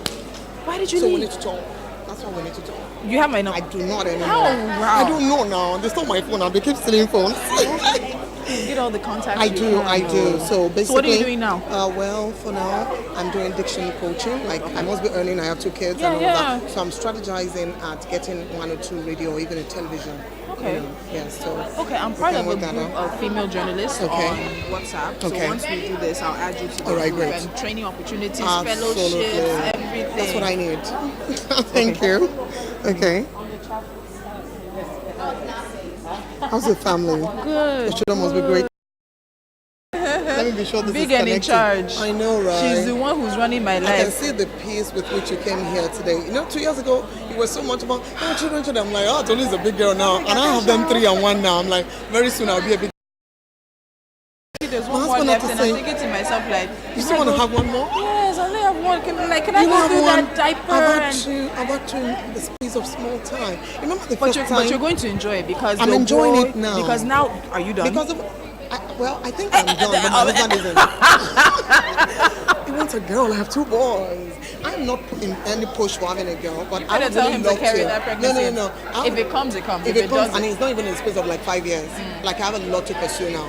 So for me, and he has accepted. So it's just a matter of later You on. guys were on the same later page? on, we're on the same page. Or later on, and I'm like, guy, if we go again, I born 2 boys for you. We don't do. It's on. It's over. And you go take care of. You go change that part. I don't deal. So it was nice to see you. It was nice to again. see you. Okay, All we'll right. see you at the end. All right. But it's gonna be interesting. Oh, Hello. You guys like I'm in trouble. Oh, no, you're not. How are you? I know you're coming on board soon. You excited? Even though we're Yeah. crazy, right? We're getting there. Okay. I think it's gonna be fun. No, I think it is. I so can't I wait. think it's gonna. I be so fun. can't wait. It's gonna be fun. But I think it's even better if we're signing contracts soon. I know that. Because we're launching. I think it's coming on in November. So maybe I'll come in like January or something. Okay. You understand? But I Okay. don't know. I'll see. I mean, I've spoken to Tolu that because we've still got time to flesh Yes. everything out. And because of the because Yes. the way the show is, Yes. and we're only online now. Don't come in on if you're on TV. Well, I got you. See, right now, I knew you and I were it's on about the same. it's about platform. Yes, Don't it come is. in I mean, I'm until too we're on old and I've TV. gone too You far don't for need that. to Yes. tell them that. I tell like, Tony. once they give us specific dates and we're on, and you see that we're Yes, good for like yes. 4-6 weeks. And what we want to do is much more than just online. It's bigger. And if we turn online, it'll lose some of the Yes. the initial. Yeah. The Hump. initial. Yes, exactly. Hump. Yeah, So wait yeah, it out. Yeah, Wait it out. Yeah. So good. So it's good to see you. Really see you. good. It's good to see And this is.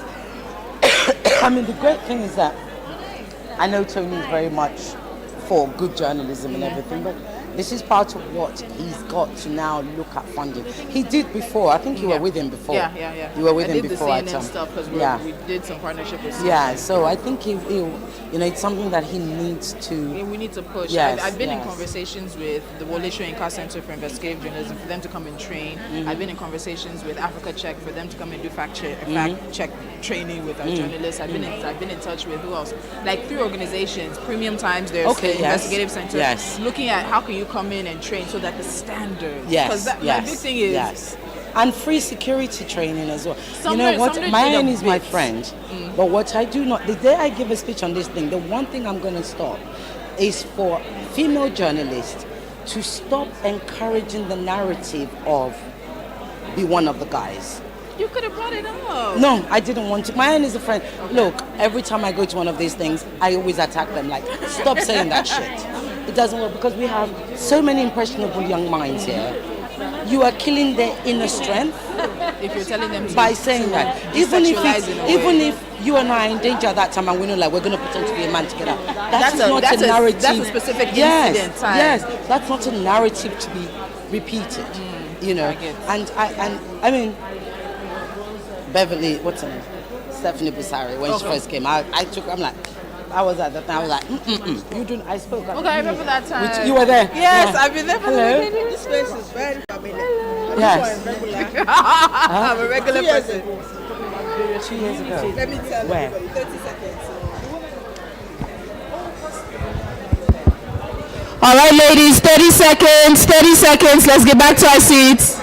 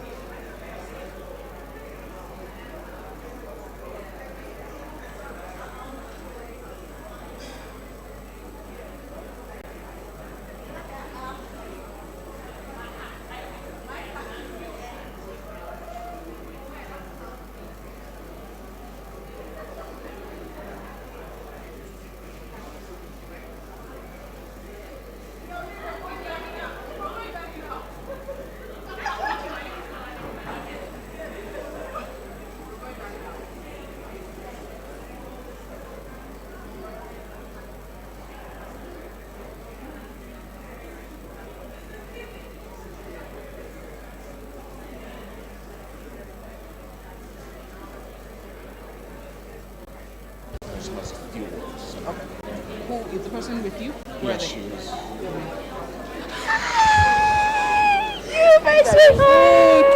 Oh, this is my love. I'll run away to and become a guy in corporate. When they pay you so that I have to pay you money. You know now so that I can be your mouthpiece. Excuse me, ma. Good afternoon, ma. You know what, jeez. Good afternoon, ma. It's not fair now. It's not fair now. As if she looks so. I had to come and show You up. just be showing us. You're looking bad yourself. But like you said, This is not the end, though. People are acting like it's the end. Please. Please, let's go back to our seats. You guys are acting like it's the end. Please, let's sit down. It's not the end. thank you. Every support. No, I'm the one who's supporting him. No, No, I I know he's had some sleepless nights. know.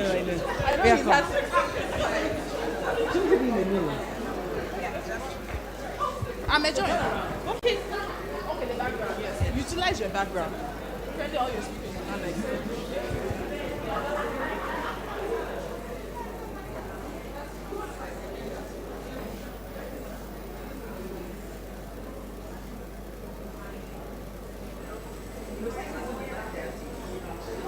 It's a better day.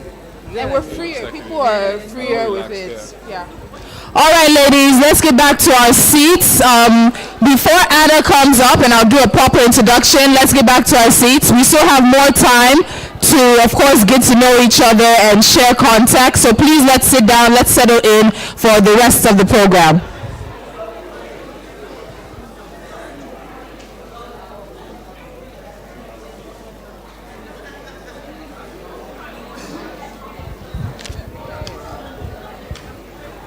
Ladies, please, let's make our way to the seats so we can get started for the second part of the program.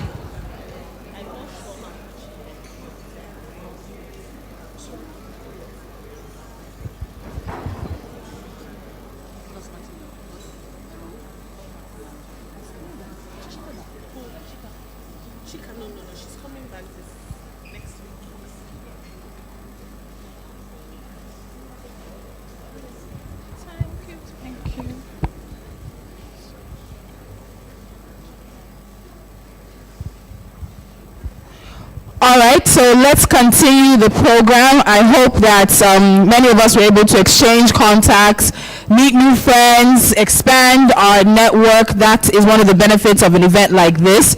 We're going into the second half of the program. Anna will be coming up shortly, but before that, as I told you earlier, Yomi has some amazing sponsors for the program today, and they've really been quite beneficial, but we want to also give time to them to also share a few things that they have for us. So I'll be calling the product marketing manager for Google, Simba Olato, going to the stage, and she's going to just spend about 5 minutes giving us a bit of background into what Google has for us. So please listen up, let's be attentive, and let's give her some time. Please come. All right, a round of applause for her. She's a speaker too. Let's make her feel welcome. Thank you. I know I'm the only one standing, well, I'm the one standing between you and an actual journalist, so I'm going to try and take as little time as possible and speed things up. So my name is Simba Olato.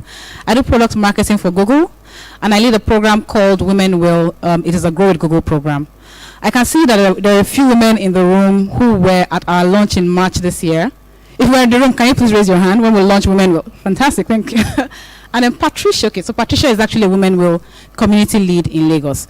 So Women Will is a Google program that aims to connect women with the skills, trainings, and community engagement that women typically need to find to access opportunities. It's a global program, and we have several chapters across the world, but we only recently launched it in Sub-Saharan Africa in March, at the launch I was speaking about recently. And we have 26 chapters. Each chapter is community-driven and community-led, so there are community chapter leads who live in these cities. What we do via Women Will is we aim to connect you with training, events, and community engagement. We feel that when women connect with each other, they're able to access each other's skills, and they're able to find the opportunities that they need to grow. So our goal in particular is to ensure that many more women are digitally included. So ensure that you have access to digital literacy trainings. We have 4 key pillars. So it's digital literacy, entrepreneurship, leadership, and women in the workplace. We aim to ensure that as many women as possible have some form of digital literacy. You're doing more on the internet. You're doing more using digital devices. You're just doing more overall. If you're a retailer, you're going online. You're selling more online. If you're a job seeker, you're going online. You're finding work online. You're finding connections online. You're doing the things that you need to do.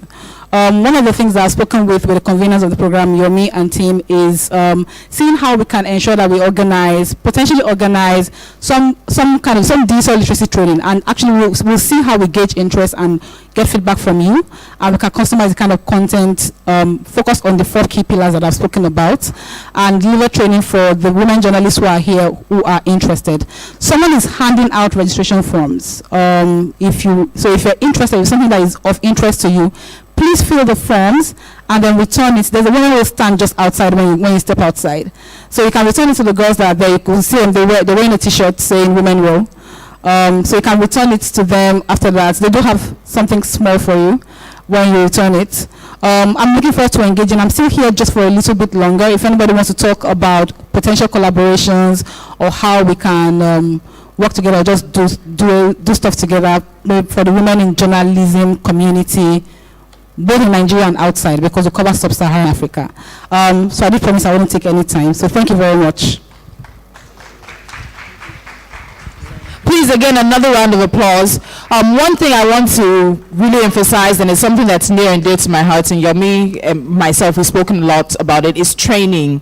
Especially with the profession in Nigeria, we need to commit ourselves to training and retraining. A lot of Nigerian journalists, we can do this job for 10, 15 years and never go on a course, never refresh ourselves, never sort of catch up with the trend. So please really take any opportunity you can. All the opportunities available that are offered, meet with individuals like Simbo, talk to everybody you can as well, so that you can see what opportunities are there for training, and open your mouth. Tell people what your interests are. Network. These are the ways that you might find yourself in a position where in the next 5 to 6 years, you're the one standing on this platform sharing your experiences. So please make sure that you take advantage of these opportunities here, and you let people know what you're interested in, and you network. All right, so let's keep the program going. Our next speaker is somebody that many of us know from the time that she was in Nigeria. She is a freelance multimedia correspondent who has over 20 years experience as a journalist. She was based in Nigeria for about 6 years, where she reported for the CBC, France 24, The Economist, as well as other outlets. She previously freelanced in Paris and India, and before that was part of the BBC staff for about 10 years. Now in 2019, she was part of an investigative team that won the prestigious U.S. George Polk Award for environmental reporting, which included her work from Nigeria for a global series on the dangers of air pollution. She has reported on Boko Haram since 2014 and also covered the 2015 and 2019 Nigerian presidential elections. She has also worked in Afghanistan, making a documentary a year after the fall of the Taliban in 2002, and reported on bomb attacks in Kabul. Her CV is quite an extensive one, and I can spend some more time going through a number of things that she has done. But I want you guys to really put together your hands, give her a very rousing welcome as Anna Cunningham makes her way to the podium. She'll be sharing her experiences on the front lines. We've had some conversations before the program started, and we're going to go into some areas. We don't go there. So Anna is prepared to answer questions, so please also be prepared to ask the questions. Anna, the stage is yours. Please, again, a round of applause for her. Thank you very much. Can everybody hear me? Yeah? I'm exhausted listening to what I've done. I think I need to go and have a lie down. Thank you very much. Do you know what? This is a fantastic event, and I am so happy that this is happening. A big round of applause, please, for everybody involved in this, because this is really something that our industry the world over needs more of. We need to be supporting women in our industry, and we need to be talking more about how we can help them. Now, I lived in Lagos for nearly 6 years, from 2014, and I left in July this year, so it's fantastic to be back. I do feel like I'm home. As it was said, I've been a journalist for 20 years. 10 of those I was staff at the BBC, and then the next 10 years I went freelance, based in India, then in Paris, then here in Nigeria. I'm working for lots of different broadcasters, international broadcasters, and newspapers and online outlets. What exactly is frontline reporting, and how do you get to be successful at it? I think that there are three main elements. Opportunity. Women need to have an opportunity to be able to get out there and do it. Also, training and mentoring. We've mentioned quite a bit about this, and it really is crucial. And then there is the risk assessment and the planning. And it's interesting hearing from Nelly and hearing from Mayeni, because I can relate to a lot of what they said. I even have my door stopper with me as well, just in case anything happens. And when I'm out in the field, because I'm a freelancer, I don't have a satellite phone. I don't have that luxury that a big news organization might give you.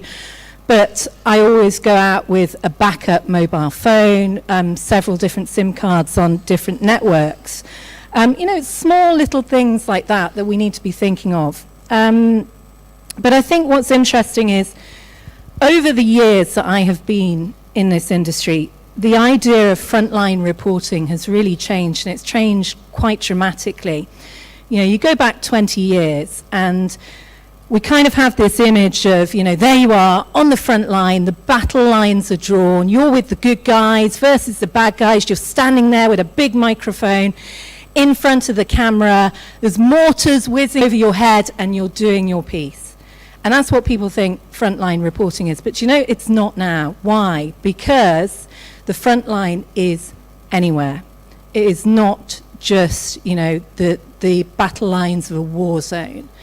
The dangers have increased, the risks to female journalists have increased. And I think if we look at, for example, the Boko Haram conflict, the ISWAP conflict, it's in its 10th year now. It's been really difficult to report that. Why? Because you simply cannot get the access. You can't get into these areas. I remember back in 2014, I had a lot of conversations with editors in Toronto with the CBC News about where we could go and how we could report the conflict. And of course, post the Chibok schoolgirls story, when that really hit the world stage, there was a big focus on Nigeria, and people wanted to know more. But the fact was that if you want to go anywhere outside of Maiduguri, for example, you have to get military permission, and that simply wasn't happening, and I think it still continues to be a big issue. So in terms of actually reporting the conflict, there are the risks of kidnap, the risk of landmines, ambushes, suicide bombers. So sometimes you're reliant on local stringers, for example, up in the northeast, getting you the day-to-day stories. And then what you do is you try to look at the wider, bigger picture and do bigger stories, which is what I did when I went up to the northeast. And not that long ago, there was a foreign journalist who contacted me, and she said, "Do you know what, Anna? People haven't been covering this story properly." She didn't live in Nigeria. She was outside. She said, "We're going into the Sambisa forest. We're going to stay there overnight. We're going to report the conflict because people haven't been doing it." And I kind of nodded and went, yeah. Do you know what? There's a reason why nobody's inside the Sambisa, apart from the fact that it's still got landmines in, so we hear, etc. And she was adamant that, it hadn't been done right and the story needed to be told. We were missing out. And she did come over. I think she spent 30 minutes on the ground in Polka, got a UN flight out there, and no, didn't go to the Sambisa forest, funnily enough. But there's a lot of issues and a lot of places that we describe as hostile environments. It's certainly not restricted to the northeast. I mean, it's already been mentioned today, a riot in Abuja where you come under live fire. Yeah, that's a hostile environment. a few months back, I was reporting the collapse of a school in Lagos Island. The police opened fire on the crowd at the end of the night as a form of crowd control. I was live on Al Jazeera, and suddenly this massive stampede came behind me, and a colleague grabbed me away from, well, out of the stampede. I continued talking, but you know, it's a dangerous environment. But I put myself out there, and I do it because I love this job. And yeah, I do put myself in some dodgy situations. And I want to take you back briefly to the year 2002, because that's when I first experienced real frontline conflict. I was staff with the BBC at the time. I'd only been about 3 years into my career, and I pitched an idea to go to Afghanistan. And they said, okay, year after the fall of the Taliban, I wanted to make a documentary. And they said, right, you've got to go on this hostile environments course, which Mayeni's already talked about. So they sent me off on this course. You spend the week being shot at as you run across a field, obviously not live ammunition at this point, but you learn how to deal with bomb attacks, kidnapping. It's about kind of learning how you would react and how to stay safe in such an environment. And as Mayeni's already said, at the end of the week you get kidnapped and held hostage, and it's absolutely terrifying. But it's the one chance that you get to practice something that you hope will never happen to you. And that's one of the good reasons. And I think I've done 4 of these courses, and they never get easier. And they always get more terrifying. So I kind of did that course, and I walked away feeling utterly paranoid that, you know, something was going to happen to me. Quite terrified, and a tiny little bit like a superhero who was ready to take on the world. And I was going to go out to Afghanistan. So I went out. It was coming up to the first anniversary of September the 11th. And I landed at the airport, and we had to carefully walk off the plane because the airport itself still was mined. So there was only like a single path to go down. I was picked up by the head of security, and we were whizzed through the streets to get to the office. And we came across various checkpoints. And there was one checkpoint where this guy was trying to shift us to the left, go left, go left. And for some reason, the security guy was not happy with it, and he said, no, go straight. And we did. So I got to the office, settled down, started planning what interviews I was going to do for this documentary, where we'd be going tomorrow. And suddenly, this cameraman grabbed a flat jacket, ran past me, and was out the door. And I was like, what's going on? You know, I'd only been in the country about an hour. And then a producer came out and he said, there's been 2 massive bomb explosions in Kabul. Come, let's go. 26 people died, 150 people were injured. It was the biggest attack in Kabul by the Taliban that there'd been since President Hamid Karzai then had come to power. So I went out, and we went to this hospital. They were bringing in the injured, and the adrenaline is going, because suddenly you realize, excuse my language, but you realize, oh shit, this is real, you know? And I had to do a voice piece, and I remember trembling. I had to compose myself. I was doing a radio voice piece. I remember thinking, calm down, it's okay, you know, you're okay, you're safe, yes, you know, everything's going off here. And that was it. And then, of course, the rest of the trip, oh yeah, and somebody tried to assassinate the president on the same day. So it was, you know, straight into the conflict. And the rest of the trip, obviously our security was massively heightened. I was traveling outside of Kabul, and we took radio communications with us. Unfortunately, they didn't work. We were in certain areas where there was just no signal. And I was going to visit a care centre where women from all over different villages would come to this one place with their children. And we were travelling in a jeep, and we were going across a dry riverbed to get to this area. And suddenly somebody opened the walls to the dam, and this massive wall of water came flowing down. And I just remember thinking, I didn't have any of this in the training course. How do we get out of this? And we relied on the driver. Fortunately, he managed just in time to get us up on a little bit of higher ground. And then what happened next was really interesting, because the men all got out of the car, take a look at the water, decide what was going to happen, were we safe here? And I was in the car with, I think it was 3 or 4 other women who were working for this NGO. And one of them grabbed my arm, and she was wearing a full burqa, and she lifted her veil and she said, "I have to tell you my story." And the interview that unfolded there was really emotional. I remember it to this day. And she explained how her husband had been killed by the Taliban, her daughter had died in a rocket attack on their house when she thought her daughter was safe there. She'd had to give up her job as a teacher, and it just all unfolded. And it then made me realize that there really is a need for us female journalists to go out to these places, because women in some places will only talk to other women. She didn't want to tell that story to a man. And so, in terms of my career, that kind of set me off on the path that I've followed. I mentioned opportunity. Do we get enough opportunity to do this as women? I don't think so. We don't, because no matter what we say, we are still working in a very male-dominated industry. I went into a newsroom yesterday. There were a lot of men.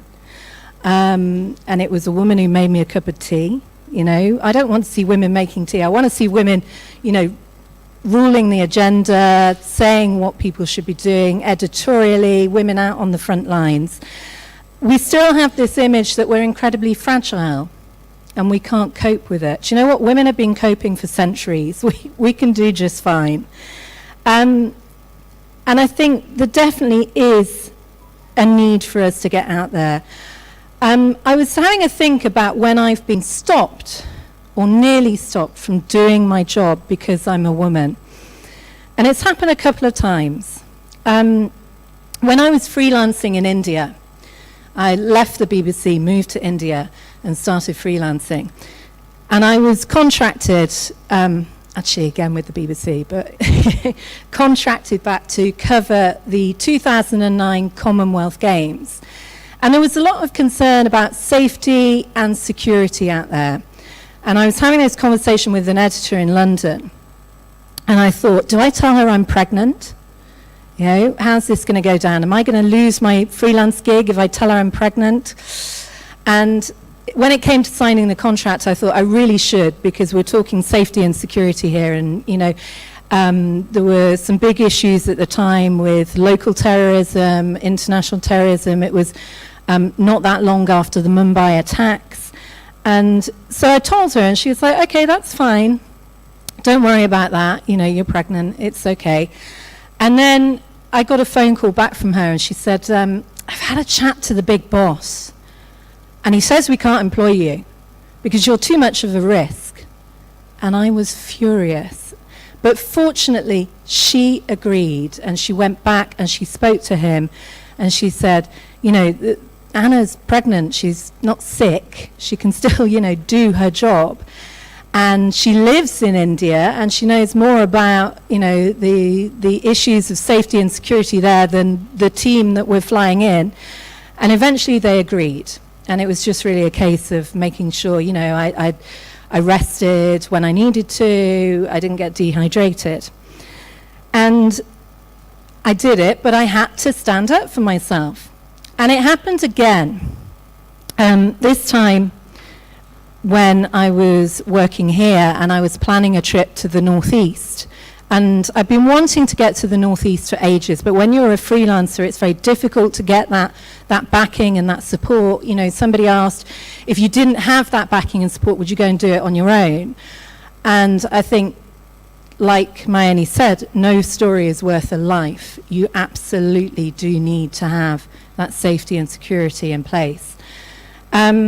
So I was talking to my editors in Toronto about going up to the northeast. I'd secured an interview with some of the Chibok schoolgirls who had escaped, and also I went to the same IDP camps that we saw some photos that Nelly had taken on, the same place.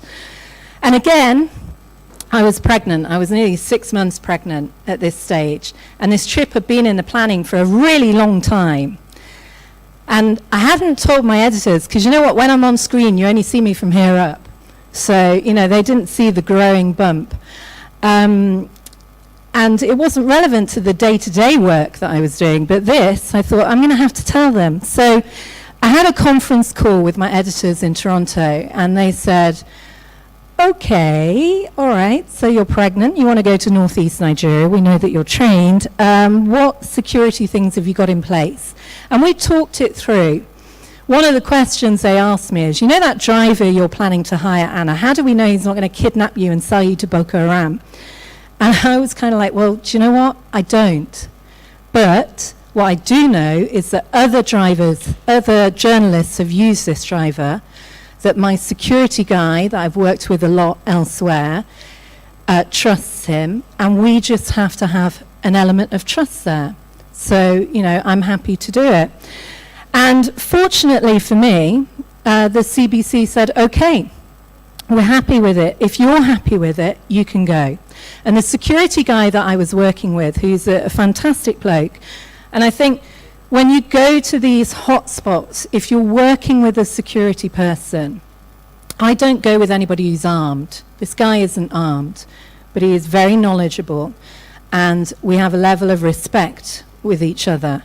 And if he tells me, Anna, get back in the car, go, or if he says, no, we're not going there, or if he says, right, it's dark now, we're not going out anywhere else, I have to respect that because he's looking out for me. And on this particular trip, he said to me, he said, look, Anna, absolutely no wahala. If, there's a bomb attack or something happens, I can deal with it, I can cope, but just don't go into labor. Because he was really quite terrified about that. So why do we put ourselves out there? Why do we do it? We do it because how else are you going to tell the story?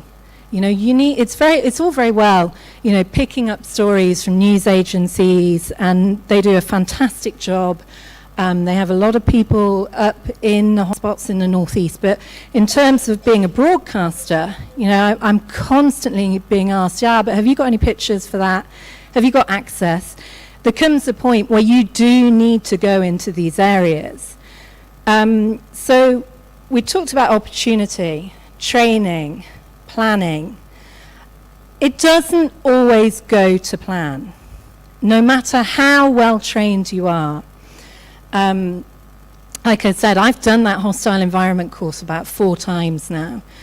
I've, experienced bomb attacks in Afghanistan and in India, and things don't always go to plan. I, in 2005, was stabbed in the head when I was live on the radio.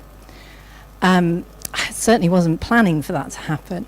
I was covering some riots in the UK, and I had been in and out of this riot zone about 3 or 4 times that night. I was with an editor and a cameraman, and I was wearing a stab vest and a stab hat. And what happened was we were down a quiet road. There was no rioting in the particular road that we were in. It was a few roads away. And I was live on the radio, on my phone, doing an interview. And I saw my editor kind of waving at me. And she had seen behind me this guy approaching. And then what happened very quickly. Basically, I hung up the phone. I jumped in the back seat of the car. He jumped in after me. He knocked off the stab hat, which didn't, unfortunately, have a strap around the neck. And he stabbed me in the head. And at that point, the cameraman had the car on and was driving at high speed. The car door was open. and I managed to kick this guy out. And I didn't realize until a little bit, a few minutes, well, probably a few seconds later that I'd been stabbed. I knew he'd hit me, but then I felt the blood, and then I went into panic, and then they rushed me to hospital. So despite all of my experience and all of the planning and the protective equipment, there are some things that you simply cannot predict. Sometimes you're really lucky. I was in the Northeast filming in a marketplace, and about 4 days later there was a double suicide attack in that marketplace. One of the IDP camps that I was at was bombed about a week later. So sometimes it really is just a lot of luck. But you've still got to do that planning. You've still got to do that assessment. You still should be filling in forms, no matter how tedious they are, and believe me, I hate them. But, I've filled in forms where you say who your next of kin is, where you say if your body has any identifying marks on. It's about taking responsibility, and the editors that we work with, the media houses that you work with, should be taking a level of responsibility for you putting yourself out there on the front line. Last year, I did an investigation into air pollution in Nigeria, and you kind of think, well, air pollution, that's not dangerous, You're not in a hot spot when you report about that. But we went down south, and we had a driver in Port Harcourt. He was a lovely bloke, but he was a bit worried that he was driving around two foreigners with no other protection, and he was worried about kidnap. So we did a day trip to Onitsha, from Port Harcourt to Onitsha. And because of all the multiple checkpoints along the way, we did, and it's actually the only time in Nigeria that I have used a mopal when on assignment. We did take a mopal with me, and I'm glad that we did for that point, because I think I lost count at 24 checkpoints. But we witnessed a kidnapping. It happened directly in front of us. It happened very quickly. Car slammed across in front of our car, broke up our own convoy. There was another car on the right. These guys got out, grabbed this guy out of the car, put him in the car, and drove off. And when it was happening, it was kind of like slow motion. I was working with an American photographer, and we were like, what's going on? And our security guy was sat in the front, and he just slammed the dashboard and shouted at the driver, "Drive." And we got out of there. Whilst we were on this assignment, we were looking to basically film the illegal oil bunkering operations. And we met with some militants, which was interesting. And they invited us to go and see these illegal operations.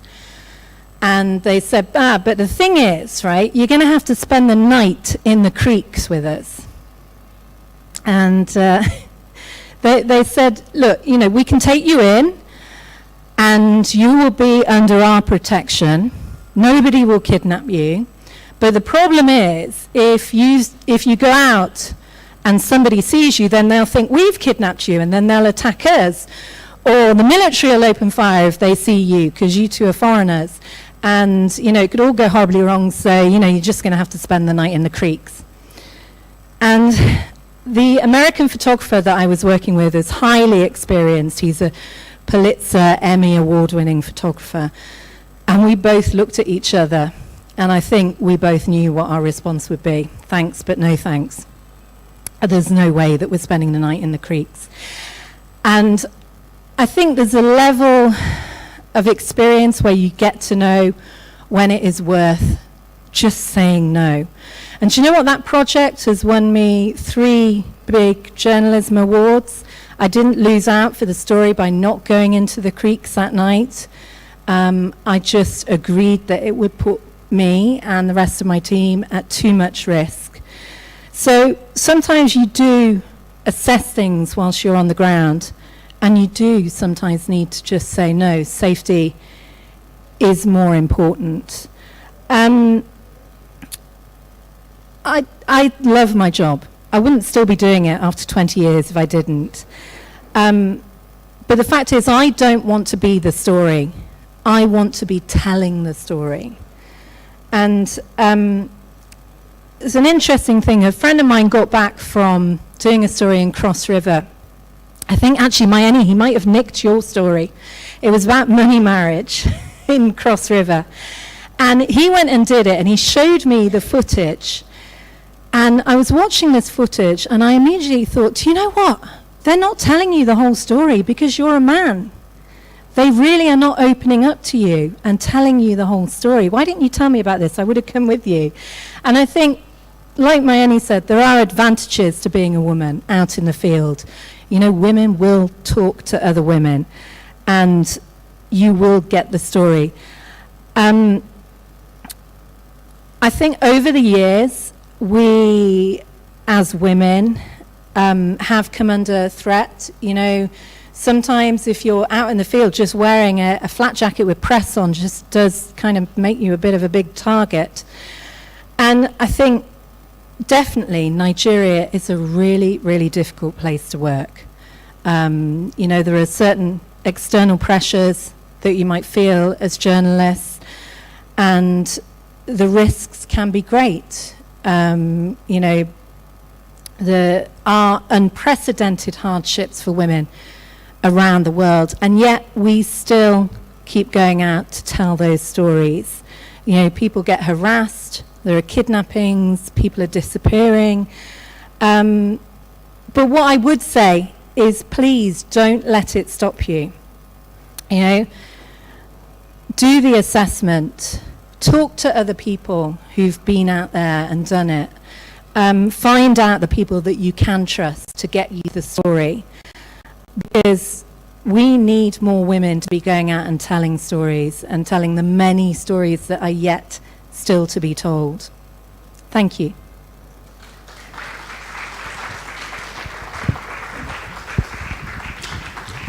Thank you so much, Anna. I'll ask Mayeni to join me back on stage. We'll do a few minutes and then have a wider conversation with the audience. Anna, that way. Are we going this way? Yes. Just to get started, let's move forward a bit so they can see. Just to get started, I'll take Anna back to the stabbing. And I heard some gasp in the audience when she mentioned that she was stabbed in the course of duty. And acts of violence tend to leave people with emotions wrapped up. What got you back onto the field after something like this? And how did you deal with the fallout, with the consequences of it? Most likely, we heard Nelly talk about going into depression after immersing herself in some of the communities in the Northeast and feeling like she had PTSD from it. Is that something you've experienced? How did you get over that hump, get back there, and also deal with the issues and cope with it? It was difficult.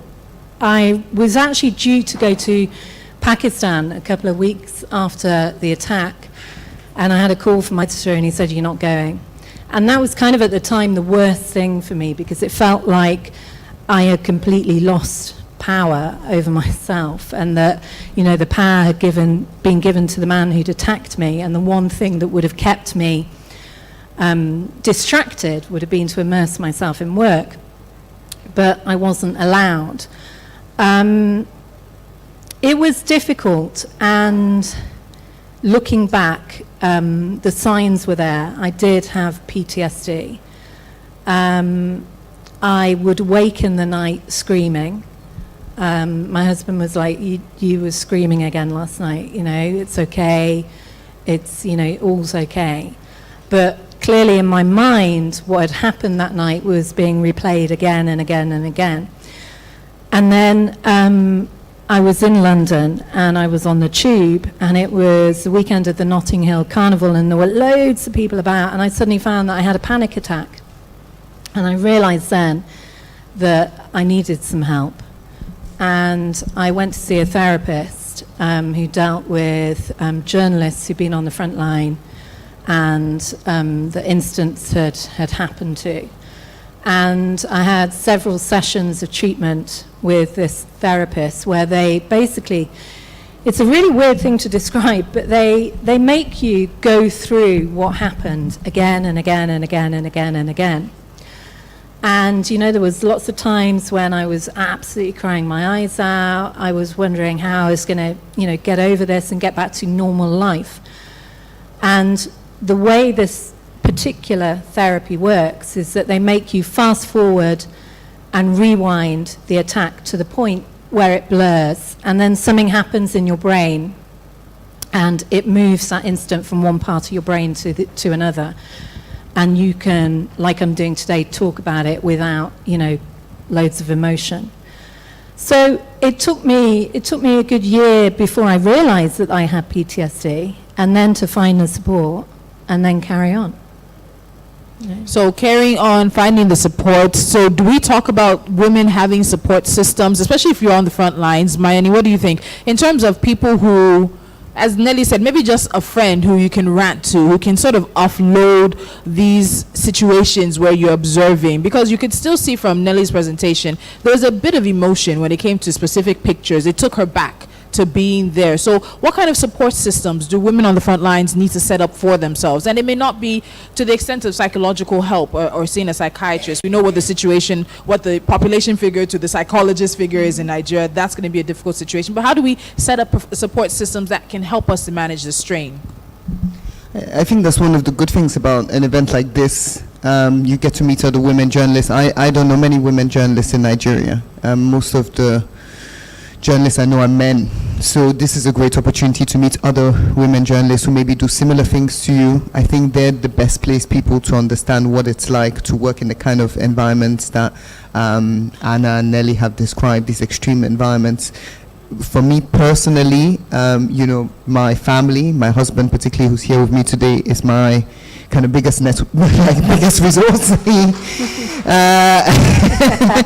He bears the brunt of when I come back from a difficult assignment. He's the person who hears the play-by-play and the details. I come from a very close-knit family of women. My mom raised my sister and I by ourselves in the Ivory Coast, and so she's also a big source of support for me. And then I have, a handful of friends. I always tell people who come to Nigeria for the first time, other foreign journalists, you have to build a network here. Nigeria is unlike anywhere else you would have worked before. Stresses will come at you in your professional life and in your personal life. And if you have a small network of people that you trust and you can talk to things about, and you can talk to about whatever's happened, I think that helps enormously. And then personally, you don't need to have your counselor or your psychological psychiatrist, they don't need to be in Nigeria. I have a counselor in London that we have Skype sessions with once or twice a month. I think it's important to have somebody who is impartial, who's removed, who's trained. He'll often ask me questions, and it's things that I haven't thought about, Nathan, my husband, hasn't thought about, friends haven't thought about. So I think if you can afford it, also having that professional help helps. Anna, I have to put you on the spot. You're the mother of 2 young children, and this work at times can put your life in danger. How do you feel when you leave them at home sometimes? Because I'm sure there are people here who deal with mommy guilt, even just going to a regular 9 to 5. Now we're talking much more of putting yourself in situations that are crisis and conflict and war-torn areas. How men don't. They'll pick up the bag and go. They're not going to worry about the nanny, is the house ready, are they going to be okay for 2 weeks if I'm covering these stories? How do you deal with that? It's interesting because I've been asked more about how I cope as a woman being a mother and a journalist than my husband ever has, and he's a journalist as well, and he never gets asked how do you deal with the kids and your job. Just doesn't happen. It is difficult, and living here and working here in the years that we did with the particular focus on reporting Boko Haram, it was tough. My daughter would see the pictures of the Chibok schoolgirls on Falamo roundabout, and she would ask me, "Mummy, who are they?" And then there'd be breaking news late at night. Obviously, working for the Canadian broadcaster, I was working in a different time zone, and I'd be putting my kids to bed. I'd be reading them a bedtime story, and then within 5 minutes I'd be reporting about a child of their age in a suicide bomb attack. You know, so mentally it was tough. It was really difficult. And sure, when you go on these assignments, I don't know, you do detach, you almost,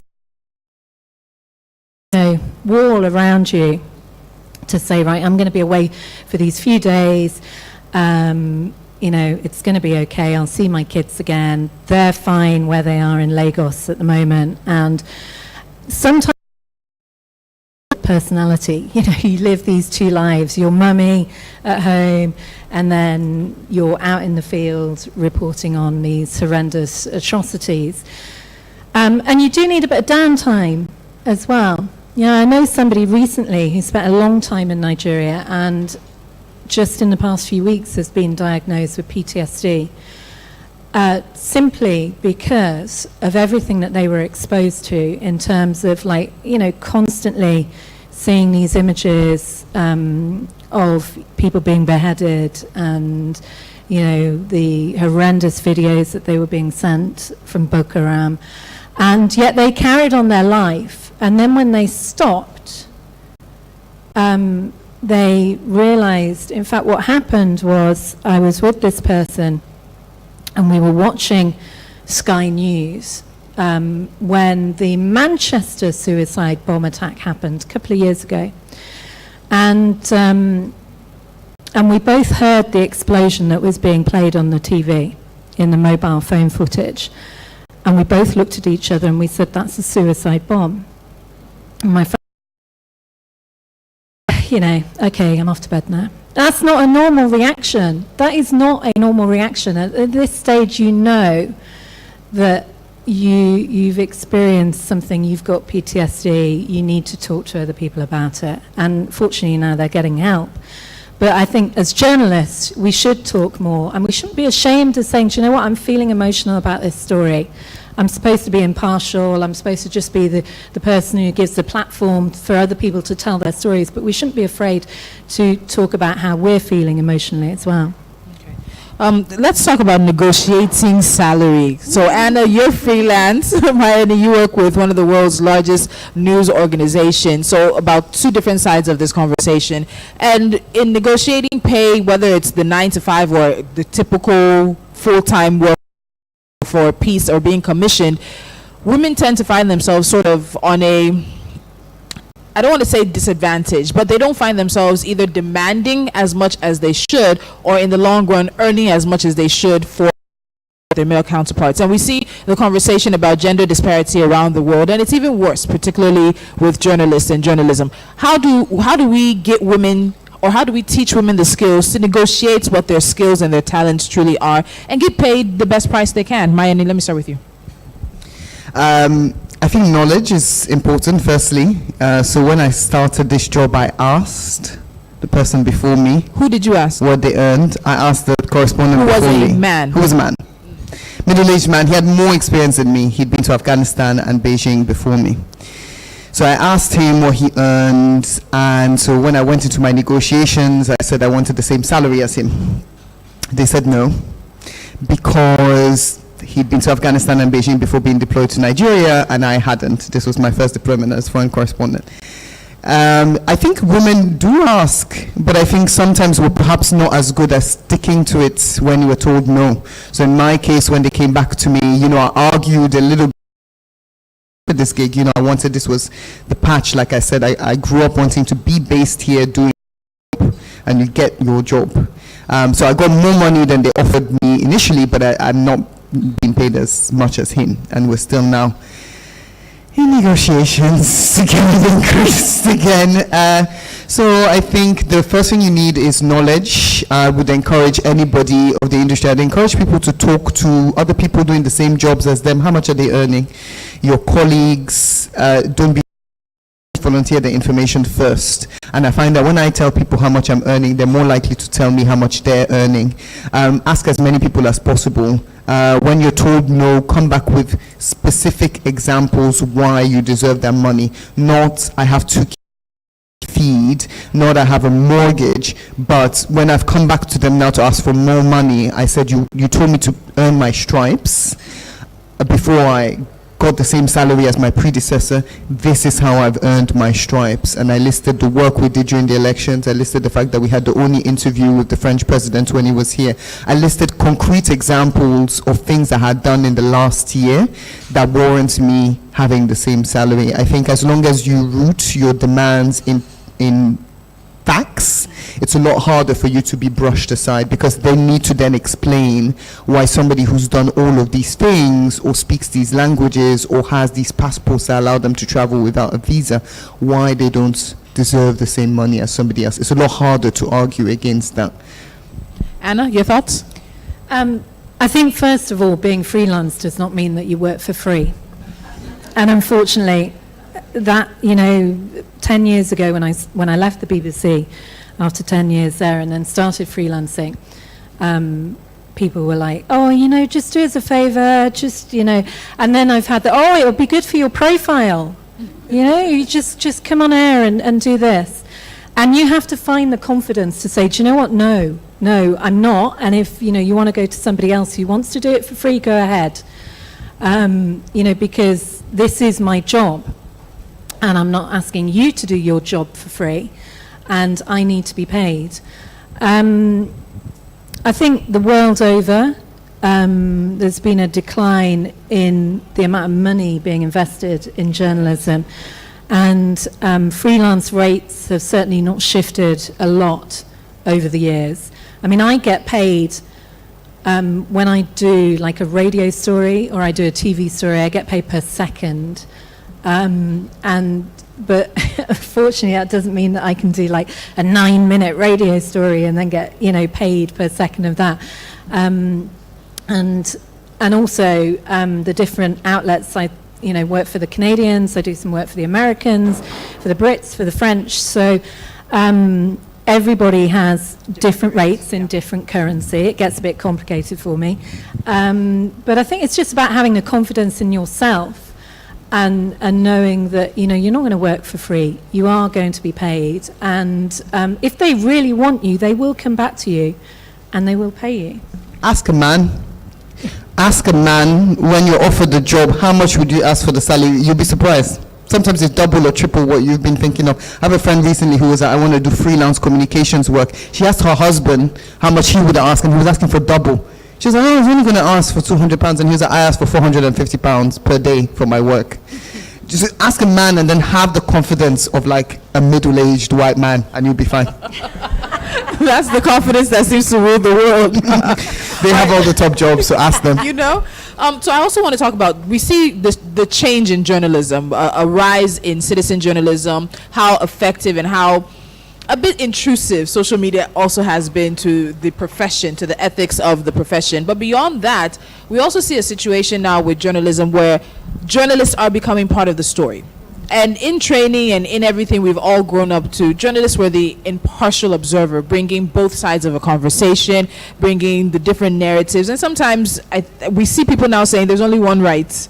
I don't have time for those who want to argue that racism is okay because that's their opinion. We're not going to share those narratives. But especially when it comes to conflict reporting and crisis, and you saw with Nelly, it's difficult not to find yourself somehow not becoming the story, but becoming a part of the story. How do you keep that separation? Or have you managed to keep the separation? Because I've seen journalists now who don't even bother to try staying apart from the story.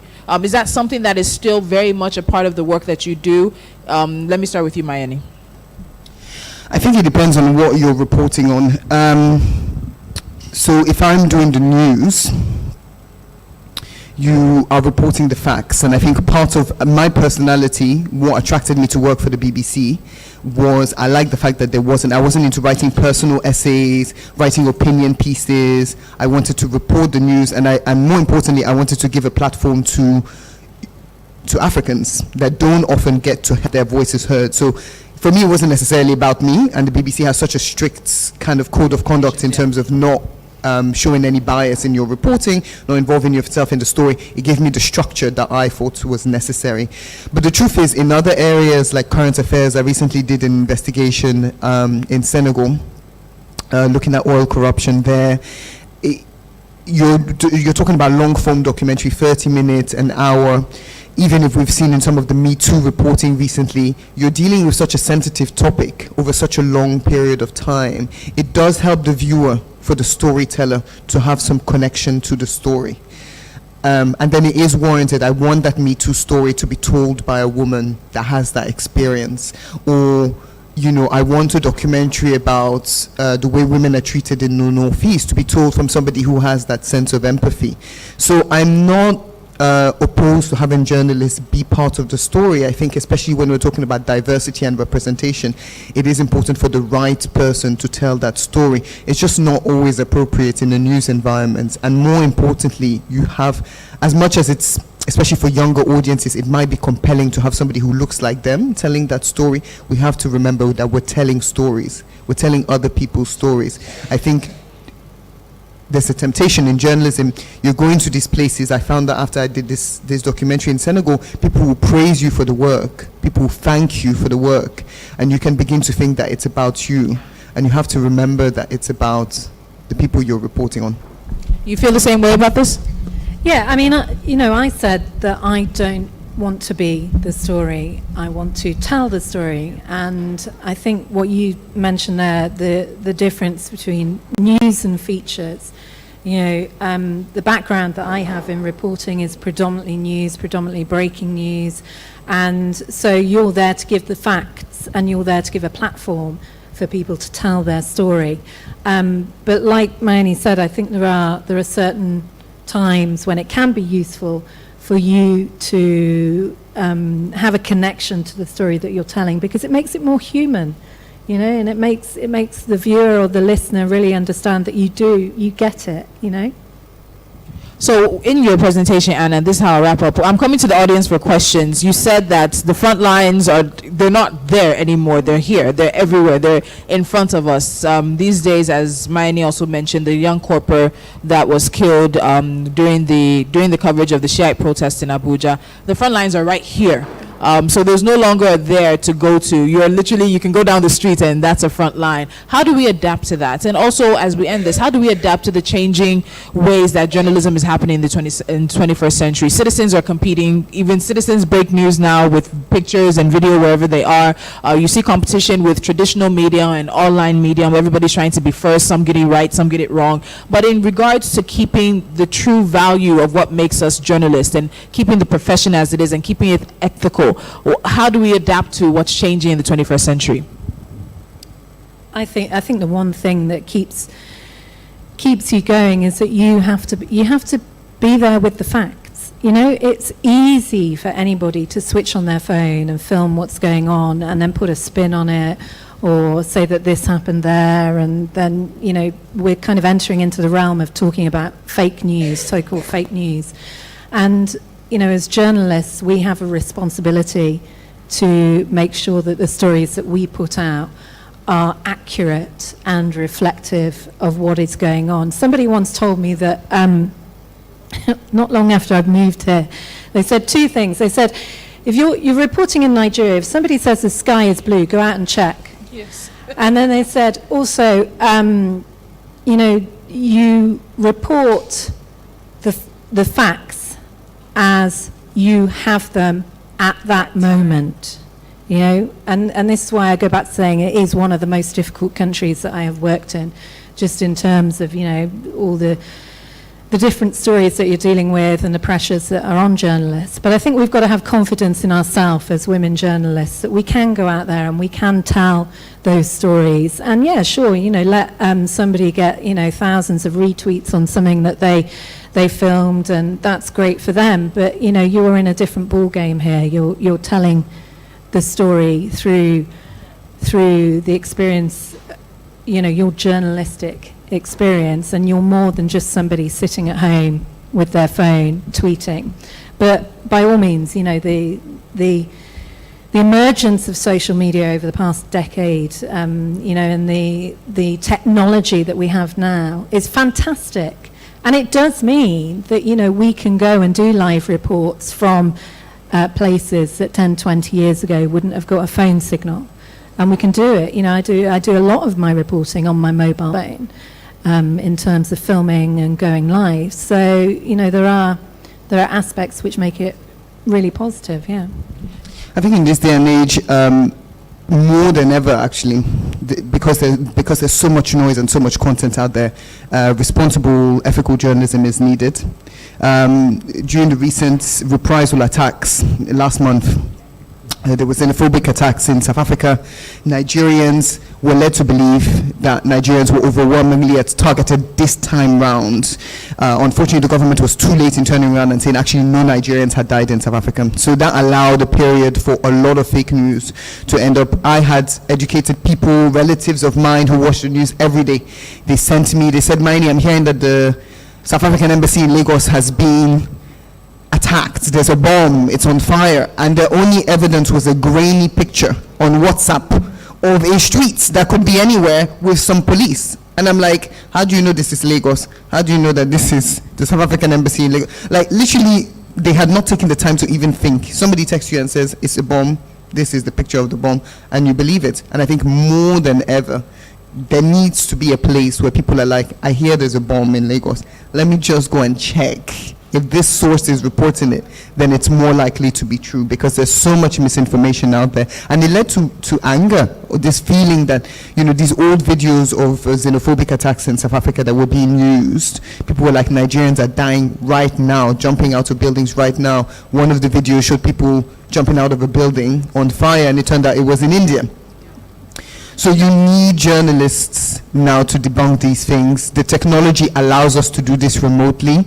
The BBC has an investigative team that works with our digital hub in Lagos called Africa Eye, and they use open source technology, so technology that's available online for free, to verify stories like the xenophobic attacks, or like recently, we can't access Cameroon at the moment. There's a crisis there where Anglophone activists are clashing with the Francophone government. No journalists are getting visas to go there. They use open source technology to verify this video of a woman and 2 children being killed by what looked like Cameroonian soldiers. You know, they used maps, they used details on the videos, they used the accents of the men, they used the uniforms that they were using, cross-checked them with uniforms, pictures of Cameroonian soldiers posted online elsewhere. And that's work that only journalists have the training to do. That's how we add value. That's how we cut across the noise and the fake news and the misinformation. You know, it's depressing. There's new technologies emerging all the time. There are things called deep fakes now. So you have videos that look very realistic where, you know, President Obama is shown saying something that he never said. And so I think increasingly pressure is going to be applied on journalists to hone those new technologies to demonstrate to people that, you know, this is the truth. This is what we can demonstrate in fact. All right, ladies, thank you very much. If we have final questions from the audience as we engage them, and we'll be wrapping things up. So I have a question in front. I'll probably just take about 4 questions so we can wrap things up. Thank you. Good morning. My name is Aduke Gomez, and congratulations to the 2 of you on your insightful work over the years. I just want to pick up on something Mayeni alluded to, and also Anna did as well. In being foreigners in different places, do you ever experienced accusations of doing other work other than the work you are supposedly doing? Yeah, if I understand what she's saying. I understand what she's saying, and absolutely, you know, the number of times people have accused me of being a spy. Let's put it on the record here. I'm not a spy. I never have been a spy. I might have met a few spies in my line of work, you know, but yeah, I'm a foreign journalist. I've worked in lots of different countries. Some people might think that's a bit of a weird job. You must be a spy. No, I'm not. What I do know, though, is that my phone was tapped whilst I lived here. I know that because my husband, who's also a journalist, was the first journalist to get do you remember the Chibok schoolgirls video? When it came out, not long after they had been taken. And this video emerged, and my husband received the video. and his stringer had got it in the northeast, and it was late on a Sunday, and I knew, he knew, the stringer knew, nobody else knew, and he put the story out the next morning, verified the video, did the translations, and then that was, the lead on the news around the world. And after that, our phones went a bit funny. And it wasn't just like a bad network connection that you might get with MTN. Phone and internet started to go funny. We decided that we needed to put some security in place in case we had a knock at the door from the DSS. What would we do if my husband was taken away for questioning? If I was taken away for questioning, what would happen with the children, etc.? We had to think about that stuff. So yeah, I'm not a spy, but I certainly have been spied on. The documentary we did recently on oil corruption in Senegal was, very delicate. We were aware. I worked on it because I speak English and French. But also because I'm an African, we were aware that any foreign organization reporting on oil corruption in Africa would be accused of having an agenda. But even the fact that I was West African, I still got told, what is your agenda in Senegal? We're a peaceful country, we're a prosperous country, we're trying to improve ourselves, and you've come here to kind of make us look bad and make us look corrupt. So we constantly have to, as the BBC, be aware of the fact that people think that we have an agenda, and find ways to mitigate it. You have to root everything that you're reporting in fact. You have to have a reason why you're out there. You have to, make sure that your sources have been checked and triple-checked and quadruple-checked, and that you're kind of following all of the BBC's ethical policies. That's the only way that you can kind of protect yourself from false accusations. I mean, that's another danger for women. It's online. You're going to be attacked. You're going to be targeted. Your work is going to be... people are going to try and discredit your work, but as long as it's rooted in solid journalism and the facts, you always have something to fall back on. You can say, here's the evidence we have, here are the documents we've sourced. I tend to think that when people try and attack you, saying that you're a spy or you've got an agenda here, it usually means that you're doing a good job. It usually means that the story you've put out is right. All right, okay, let me start from this side and work my way to that side. Your name, please? My name is Lekon Tufodunrin. I want you to help me answer a question. I work as a media career development person. So I see female journalists coming to me and ask, how much sacrifice can I make? I can't hear you. How much sacrifice can I make as a female journalist? And this is a question somebody asked me. Said, I work in a place, I have prospects to become an editor, but my marriage is failing. So how much sacrifice should a woman journalist make to keep her job? Thank you. It's hard. So the question was, how much would you be willing to sacrifice as a female journalist? This is such an individual question. Some female correspondents, particularly on the front lines, made what other people would consider to be sacrifices. They didn't have long-term relationships. They never had families. They never had a fixed home. As Anna said, sometimes your personal safety can be in danger. You have to change mobile phones, addresses. You have to decide as an individual how much sacrifice you want to make. For me personally, it's more important to have a balanced personal life than to be a Pulitzer-winning journalist.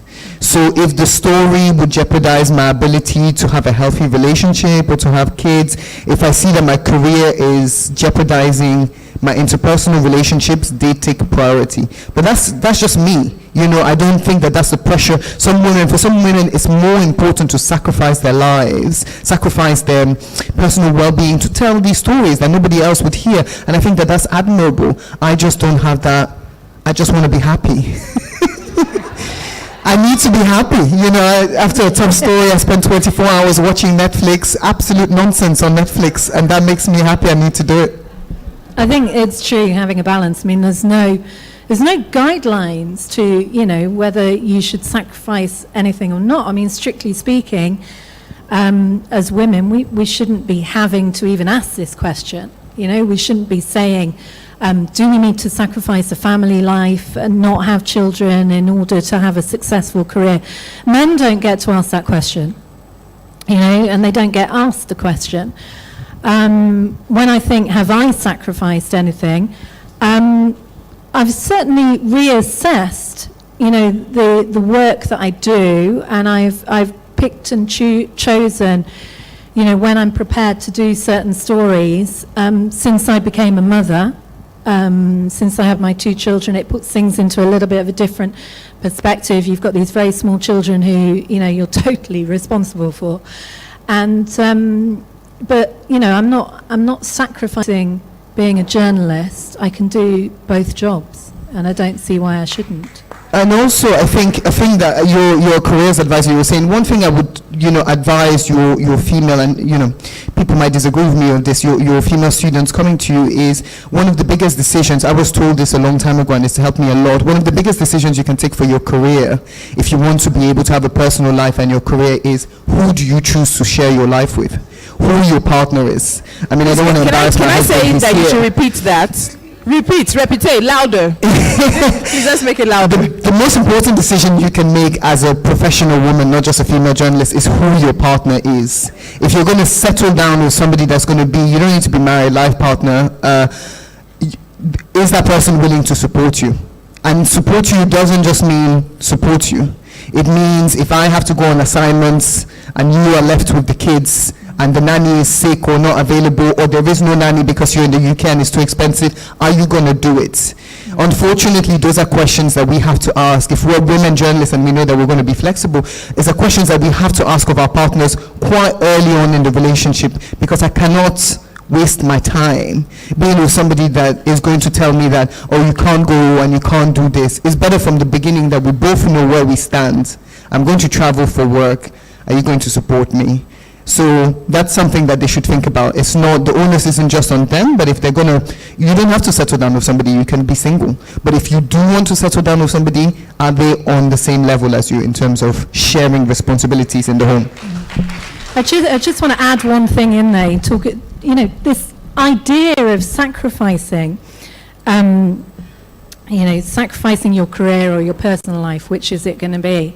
When I was in India, I hadn't gone back to work after I had my first child in India, and she was about 6 months old. My husband, I said earlier, he's a journalist as well.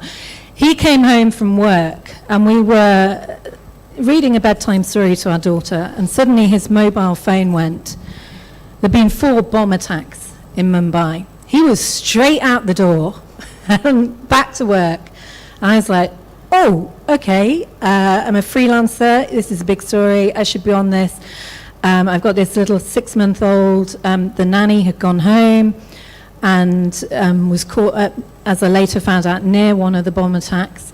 And then my phone started going. And I was like, right, okay, I'm going back to work.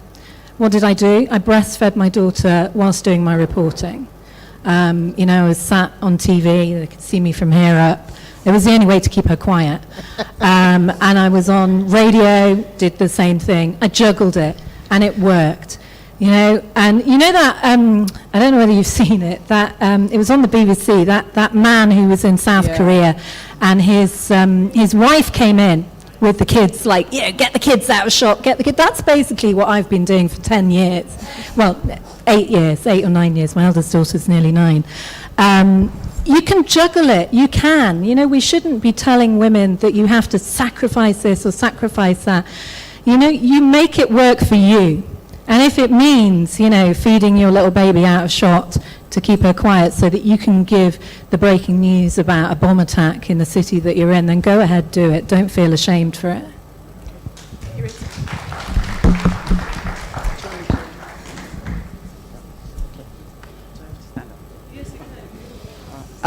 Yeah, good afternoon. My name is Iriti. Actually, let me come out. Yeah, because there's a reason why I've been given this mic.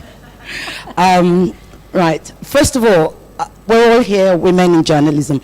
I just need to say something very quickly. The power of women connecting women, albeit remotely. So over there is my dear sis Aduke Gomez. Over Over there is Anna. Anna and I are on the same WhatsApp group, right? We didn't know each other. So some person makes this foolish statement about, oh yeah. And then she tells them off, and I'm like, yes. She pings me privately and says, are you coming on Saturday? I'm like, to what? Over there is my CSAO. And I'm like, to what? She said, WIJ is up. And I'm like, no, I didn't know. You gotta come. She sends the organizers my name. She says, oh, Aduke Gomez knows you. And here I am.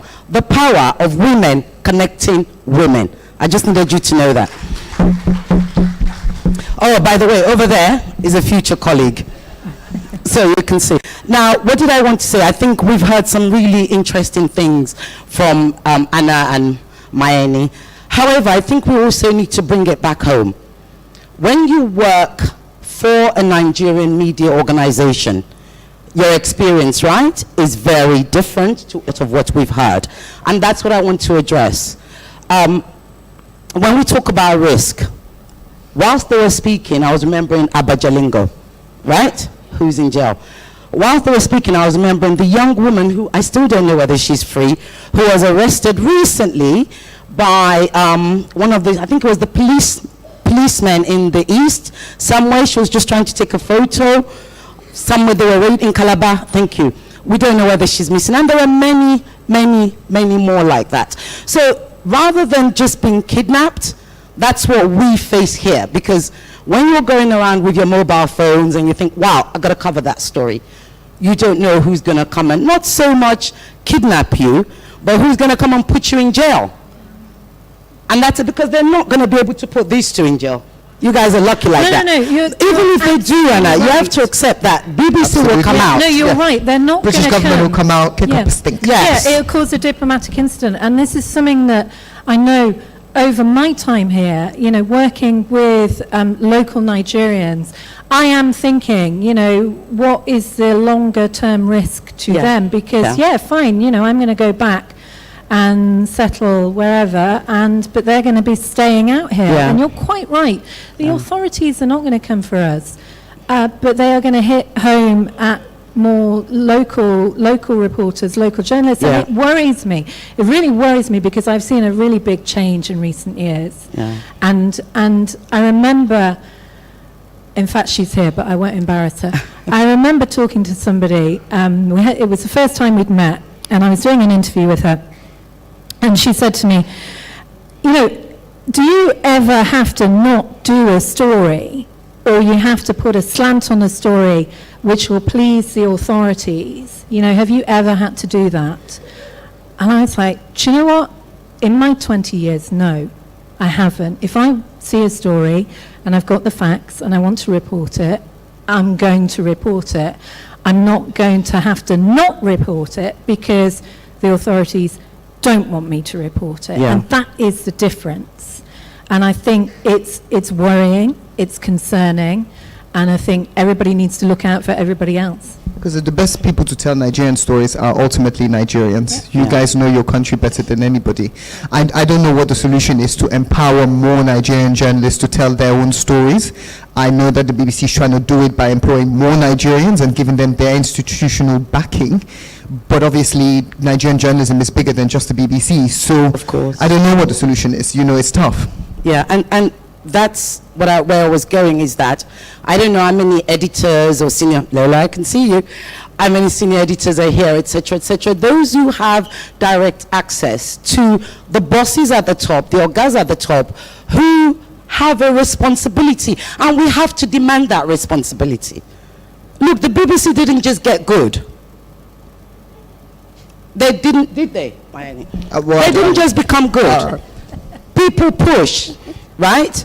Taxpayers who pay for the BBC demand, right?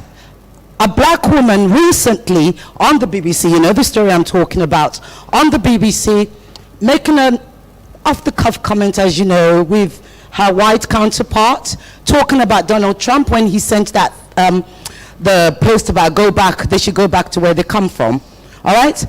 Now, a taxpayer, which is a licensee, complains about the black journalist and the white male journalist. However, it's the black journalist who then gets a warning. Of course, it became an uproar, and they had to reinstate her, right? The point of saying that is we have to demand. And I think somebody asked Mayeni and somebody asked Anna, at which point can you say no? At the point where you feel you're not going to protect me. At the point where you're not putting me on an even playing field with my international colleagues. So why should I go out? Do you want the story that they've got? How do you think they get it? Tolu, you mentioned it earlier. And I think we need to be brave as women. We don't need to negotiate. We don't need to default to the other gender. We need to say, you're going to protect me, or I'm not going. And I know not everybody's in the position to be able to say, I can do that because, yeah, there's money. And how much do they pay you anyway? We all know rubbish money, Abby. They don't even pay you transport anymore, right? Right. However, if you continue to leave yourself in the position of being exploited and abused and placed in danger, whatever you earn is not going to mean anything, is it? So you're going to have to be brave and really say, come together. Because that's the one thing we don't do well enough in this country. Women coming together in an organization and saying, you know what, if you touch her, you touch all of us. And let it be the story. Because I wouldn't have been here if Anna hadn't invited me, if Sisadike, if Ayo, do you understand? So all these things, the power of women connecting women. So that's kind of what I want to say is that everything we've heard here, let's bring it back and apply it. I mean, you also mentioned, that was the other thing I was going to say, you mentioned about the negotiating money, etc., etc. We all know in Nigeria, yeah, you can probably hear a foreign accent. Let me just admit, yes, I grew up abroad, been back here, I don't know, coming on to 12 years now, so I'm no longer a returnee, so don't you dare call me that. Now, when you talk about negotiating money, right, we all know in Nigeria, when it's a woman, the conversation they're going to have with you, even in the UK, but in Nigeria even more so, when it's a woman, the conversation they're going to have with you, especially if you're married, is going to be different from the conversation they're going to have with him, because he's your husband. So there's a presumption automatically that he pays the school fees, he pays the rent, he pays this, he pays that, he pays whatever. And it happened to a girlfriend of mine, who worked for one of the magazines, owned by a woman, by the way. And she was told, why do you need so much money? Are you not living with your husband? Is he not from a rich family? So when you negotiate that, you need to bear in mind that they're going to be thinking more about your husband than they're thinking about you. So be fearless, be determined, but do the homework as they said. But apply the local nuance to it. Thanks. So I did promise questions, and I think that was more of a great, absolute fantastic contribution. I'll take one, and that's a wrap, because I know we all have some things we want to do with this Saturday.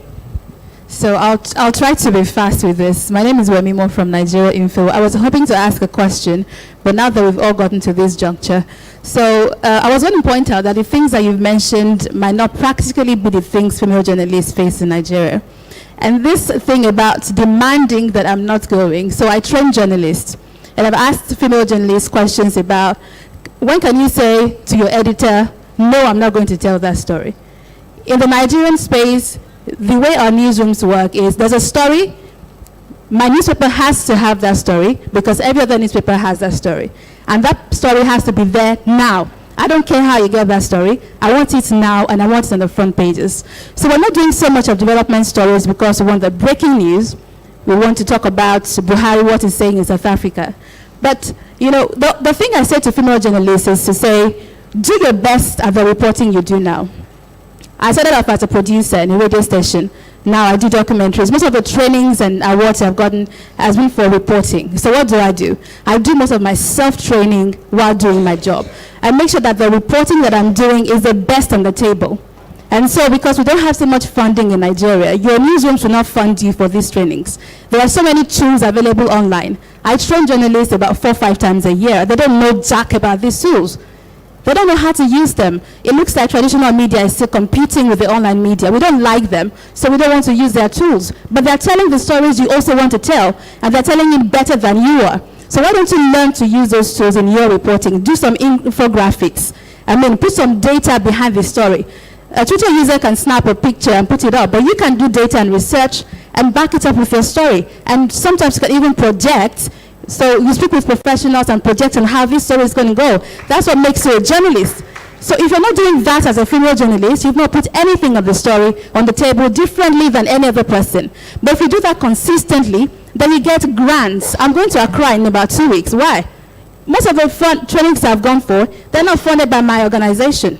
I get them myself because I make sure every story I do, it's worth every bit its onion. So the first thing for female journalists to do is make sure that when you are telling your story, it's the best on the table. And then learn some more by yourself. Then you get to a point where you can negotiate. There are things I wouldn't do now. You can't tell me, Jack, I'll say no. But I couldn't do that 5 years ago. So if you don't improve on yourself, we're not going to have a conversation. Thank you. I promise one final. Any question on this side? Last, going once? Go. Okay. I wanted to auction, but there are too many fine women here today. I don't think there's enough money in this room. All right, excuse me. Sorry, excuse me. All right, last contribution. Or question. Okay, fantastic. There's a place to learn. I don't want to contribute, I want to learn. Good afternoon. Good afternoon. Good afternoon. Can you hear me over there? Okay, brilliant. So I noticed most of the talk has been channeled towards action journalism. And I like the fact that you said our front lines are now in our streets, not in the abroad. But I wanted to ask, because this is leaning from a sports journalism point of view, when do you ever have it? Can you speak a little louder, please? Okay, can you hear From me? a sports journalism point of view? Yes. Do you ever get to become your story at any time? And how do you put beta blockers to not become your story? That's what I want to know. Well, Do we ever get to become the story? When you say become the story, do you mean get too emotionally involved in the story, or actually? You're too emotionally involved. I'm not talking about the PTSD part that you were talking about. And then moving forward, you find yourself reflecting some things that you talk about from other people. Do you get to become your story? It's a difficult one, that. I try and avoid it as much as possible. I'm trying to think if there's been any instance where a story I've reported on has become, part of my life, and I try and avoid it. If people, I've had stories that I've reported and people have been critical online, I never address criticism online. I think it's a waste of time. You'll end up down a rabbit hole, backward and forwarding with somebody who's not actually interested in hearing what you have to say. They just want to shout and they want to engage you. So as much as possible, I just I avoid becoming the story, and if somebody's trying to put me in the story online in any way, I don't answer. I tend to, and again, this may not be possible for everybody, but if I see something that damages my reputation or the reputation of the BBC, then I'll ask our press team to deal with it rather than get personally involved in it myself. Anna? Yeah, I think, like Mayeni, you have to keep a distance, because if you start, it kind of goes back to this, do you form an opinion, and whether you're reporting with opinion. There's a big difference. It's like the other week, actually, somebody asked me, because I'm now based in London, and somebody asked me to do a story on Brexit, and I said, well, should we do an opinion piece, because I haven't lived in the UK for 11 years, and now I'm back, and oh my God, it's all gone very wrong. And they said, do you know what, Anna, you can't do an opinion piece. You can do an analysis, but you can't do an opinion piece because you have covered news for us, and we lose faith in our audience if they think that they can't trust you to give the facts, and that you're giving a slant this way or the other way. So I think detaching yourself from getting involved in the story is probably a better approach than getting totally. But then there's a difference between campaigning journalism, advertorial journalism, and editorial journalism. Choose which one you're going to do. You know, it's very tempting these days. I understand that for many people, you know, you get more Twitter followers, you get a bigger audience if you give your opinion. I guess for me, what's always worried me is that if I start becoming a campaign journalism, and I said it discredits what you do elsewhere, and I don't ever want a segment of society to feel she can't come and report the story because we know what her views on such and such are.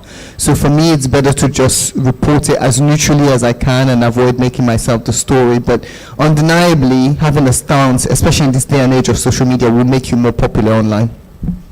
All right, please, we need to give them a very big round of applause. Anna, Mayeni, thank you so much. We genuinely, sincerely, on behalf of the organizers and those who are here today, we definitely appreciate your time and you sharing some of your experiences with us. As they make their way to their seats, I think we can keep that applause going. So let's do that one more time for them. Anna, Mayeni, thank you so much for your participation this year as well. We have some really great sponsors that have really helped out in making this event come to light. Earlier we heard from Access, from the W Initiative for Access Bank. We also heard from Google as well. One of the supporters of the program this year has also been Virgin Atlantic, and they are giving a discount rate of between 10 to 15% if you make a booking today, just because of this program. So if you know anybody who's traveling, I don't think there's a limit on when the travel can be, but they are giving a 10 to 15% discount for bookings made today only, and that's made possible because they are supporting women in journalism. There's somebody very special I wanted to call to the stage. I think she figured it out and she might have made a run for it, but her bag is still here, so that means she's coming back. But in the meantime, I know that conversations like this never end. There's always going to be a need for us to keep talking. And this is the 5th Women in Journalism. I've been to 4?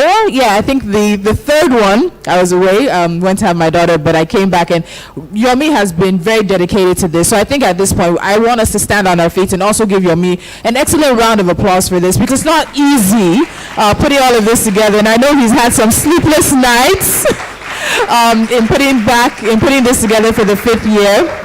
So Yomi, we very much appreciate all of your hard work. I've always wanted to ask, you can sit down now, guys. I've always wanted to ask, why a man? Why, am I the only one who's curious? So please, Yomi, you're on the hot seats. Make your way to the stage. Becoming. Why you? Why a man? Why women in journalism? Why? Give us an answer. Oh, well, they've asked me that question like 3 times today already, and I've avoided it. But I'm going to answer it now once and for all. So my passion has been journalism, actually, for a very long time, since 2001.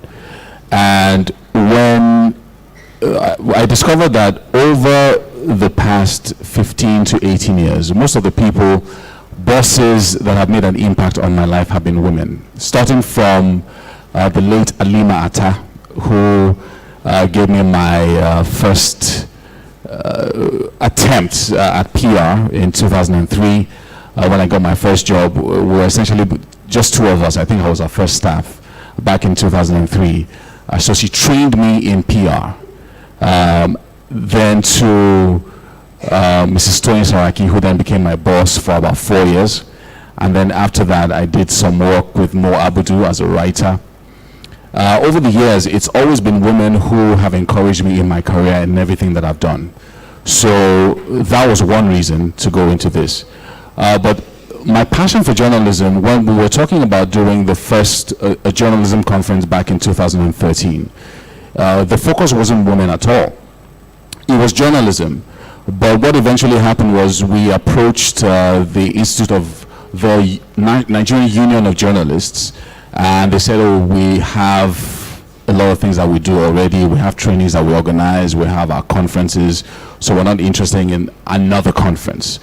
And then one of our team members said, oh, there's an association of women journalists. Why not approach them? So we approached them, and just like, you know, the way women are, they were like, oh, it sounds like a good idea. Let's do something with it. So, and that was how the first Women in Journalism conference came about. It was because women were interested in doing something to improve themselves. That essentially is what happened in 2014. So I hope that answers your question.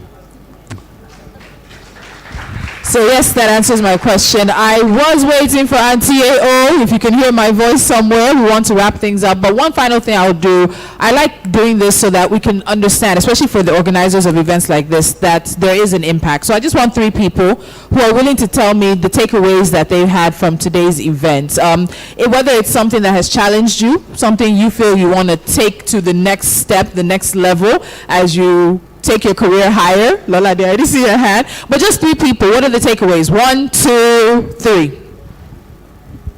Hi everyone again. How to negotiate, because money is important. There are bills to pay. Oh yeah, you're important. Thank you. That's the right tense. So I like Mayeni's take on it. I'm like, oh, okay, so that's how to do it, right? Ask a guy, then negotiate like a middle-aged white man, right? I have that written in my notebook. I'm definitely going to use it. So thank you for sharing that. All right, yes, here. Hi everyone, my name is Tolu, and let me start by saying I studied mass communication in school because I really wanted to become a journalist. But over time, things changed and I found myself doing something else. Coming here today, at the end of the day, I feel refreshed. I want to do this again. I want to start. I've not really started, so like I'm fresh in the game. So I feel like I need to start again. The ginger came back. Let me put it that way. So the ginger is back, and I think I want to do something. Thank you. All right, so I feel like we're making some impact here. Yomi, please, my fee has increased. We can see that. Thank you very much. Hi, everybody. Okay, so one of my take home would be the need to be brave, braver, and actually put your foot down and go for the stories that you want. Also important is something a colleague said from there, self-improvement. She's gone for many trainings and they weren't necessarily sponsored by her organization, but you have to be deliberate and intentional about what you want, leave your comfort zone and literally just go get it. So thank you so much. All right, thank you. So I'm going to leave the closing of this event to the hands of somebody many of us call Auntie. She's one of Yomi's chief motivators, an absolute supporter and promoter of this event. Met her the first time, the very first year Women in Journalism was starting. So Auntie, you know now. But please, a round of applause for our very own Adeleru. Don't worry, it's okay to call me Auntie. But they call me AO because my name is Adeleru Onyenokwe. And I was just telling somebody out there that what's missing is that there are very few people who study the course they are interested in. There are very few people who are doing the profession they are interested in, because if you are interested in your profession and you have a passion for it, it doesn't matter where the wind blows, whether your pay is 10 naira or 20 naira, you will survive. Because if you stick with it, if you stick with your job, you will make it successfully however you choose. But it's a choice, and I think Mayeni said that clearly. It's a choice that you've got to make. I chose to be a reporter, but I haven't done the job of an active reporter in the past 15 years. But I've been a TV producer and a presenter. You find that what I do, I find a way to inject my reportorial knowledge and skill into it. And I did that because I had kids to raise. I had to earn an income, right? But today, guess what? They're grown. My last kid has gone home to school now. So now I'm freer. And I'm beginning to go back to the investigative journalism I so desire. I can afford to go out and say, I'm going to take a camera hire, 40,000 naira. I'm flying to Ilori to go and find out, really, who are those pastors that know Pastor Bruno at Fatoyinbo? I can do that. And if I did that, and I'm wishing that many more young women, because the truth is, and I don't have a television station. I collaborated with 2 people. Let's do this. Enough is enough. Why not? Let's go find out. We did it, and which station would take it? Who's going to take it? Anybody that wants it, take it. But I can afford to do that because I can still feed doing something else. So, if you have a job, what has happened today with the digital space is that it is absolutely free. Put your stories out there. You have a phone that can do magic. It took me a long time to realize I have a phone that can do magic. I want to be on the streets. Things I see. There was once I was walking, taking a walk to church in the morning. I decided to walk that day, and I saw the gutter around my house. And I just did a little video because it was disgusting. And I tagged the Lagos State government. Guess what? They came to move the trash. The next week I was walking, the trash was gone. Use your phone. Be that investigative journalist that you want to be, because you want to be so. Use it, not because somebody is paying you, but because you want to tell a story. And I say women are the best reporters. Anna said something to that effect. Because people would rather speak to women. They would rather speak to women. There's something about us. If you do your job well, you will get it. Why aren't you getting those fantastic stories? Before you know it, it's going viral. Be earning your job, earn your income. This is Nigeria, we know. But follow your passion while you are earning an income. And please negotiate good salaries. Where is the young journalist that says the mass communication? Please see me after this. Thank you, everybody. Have a good time. Thank you all of you for speaking. I'm supposed to thank everybody. Thank you for speaking. Please show up next year. And for those who have sponsored, half sponsored, please next year make it double. So that more women can come here, can bring more interesting speakers. Make it double, and we'll keep going. Thank you all, and God bless you. So officially we are closed. Thank you so much to everyone who has come here today. Share your pictures. The hashtag is hashtag WIJ 2019 Women on the Front Lines. Please follow at WIJ on Twitter as well as Instagram. And please don't run out. Continue to network. That is the way that female journalists in Nigeria will continue to build our net worth. Network. Ladies and gentlemen, thank you very much.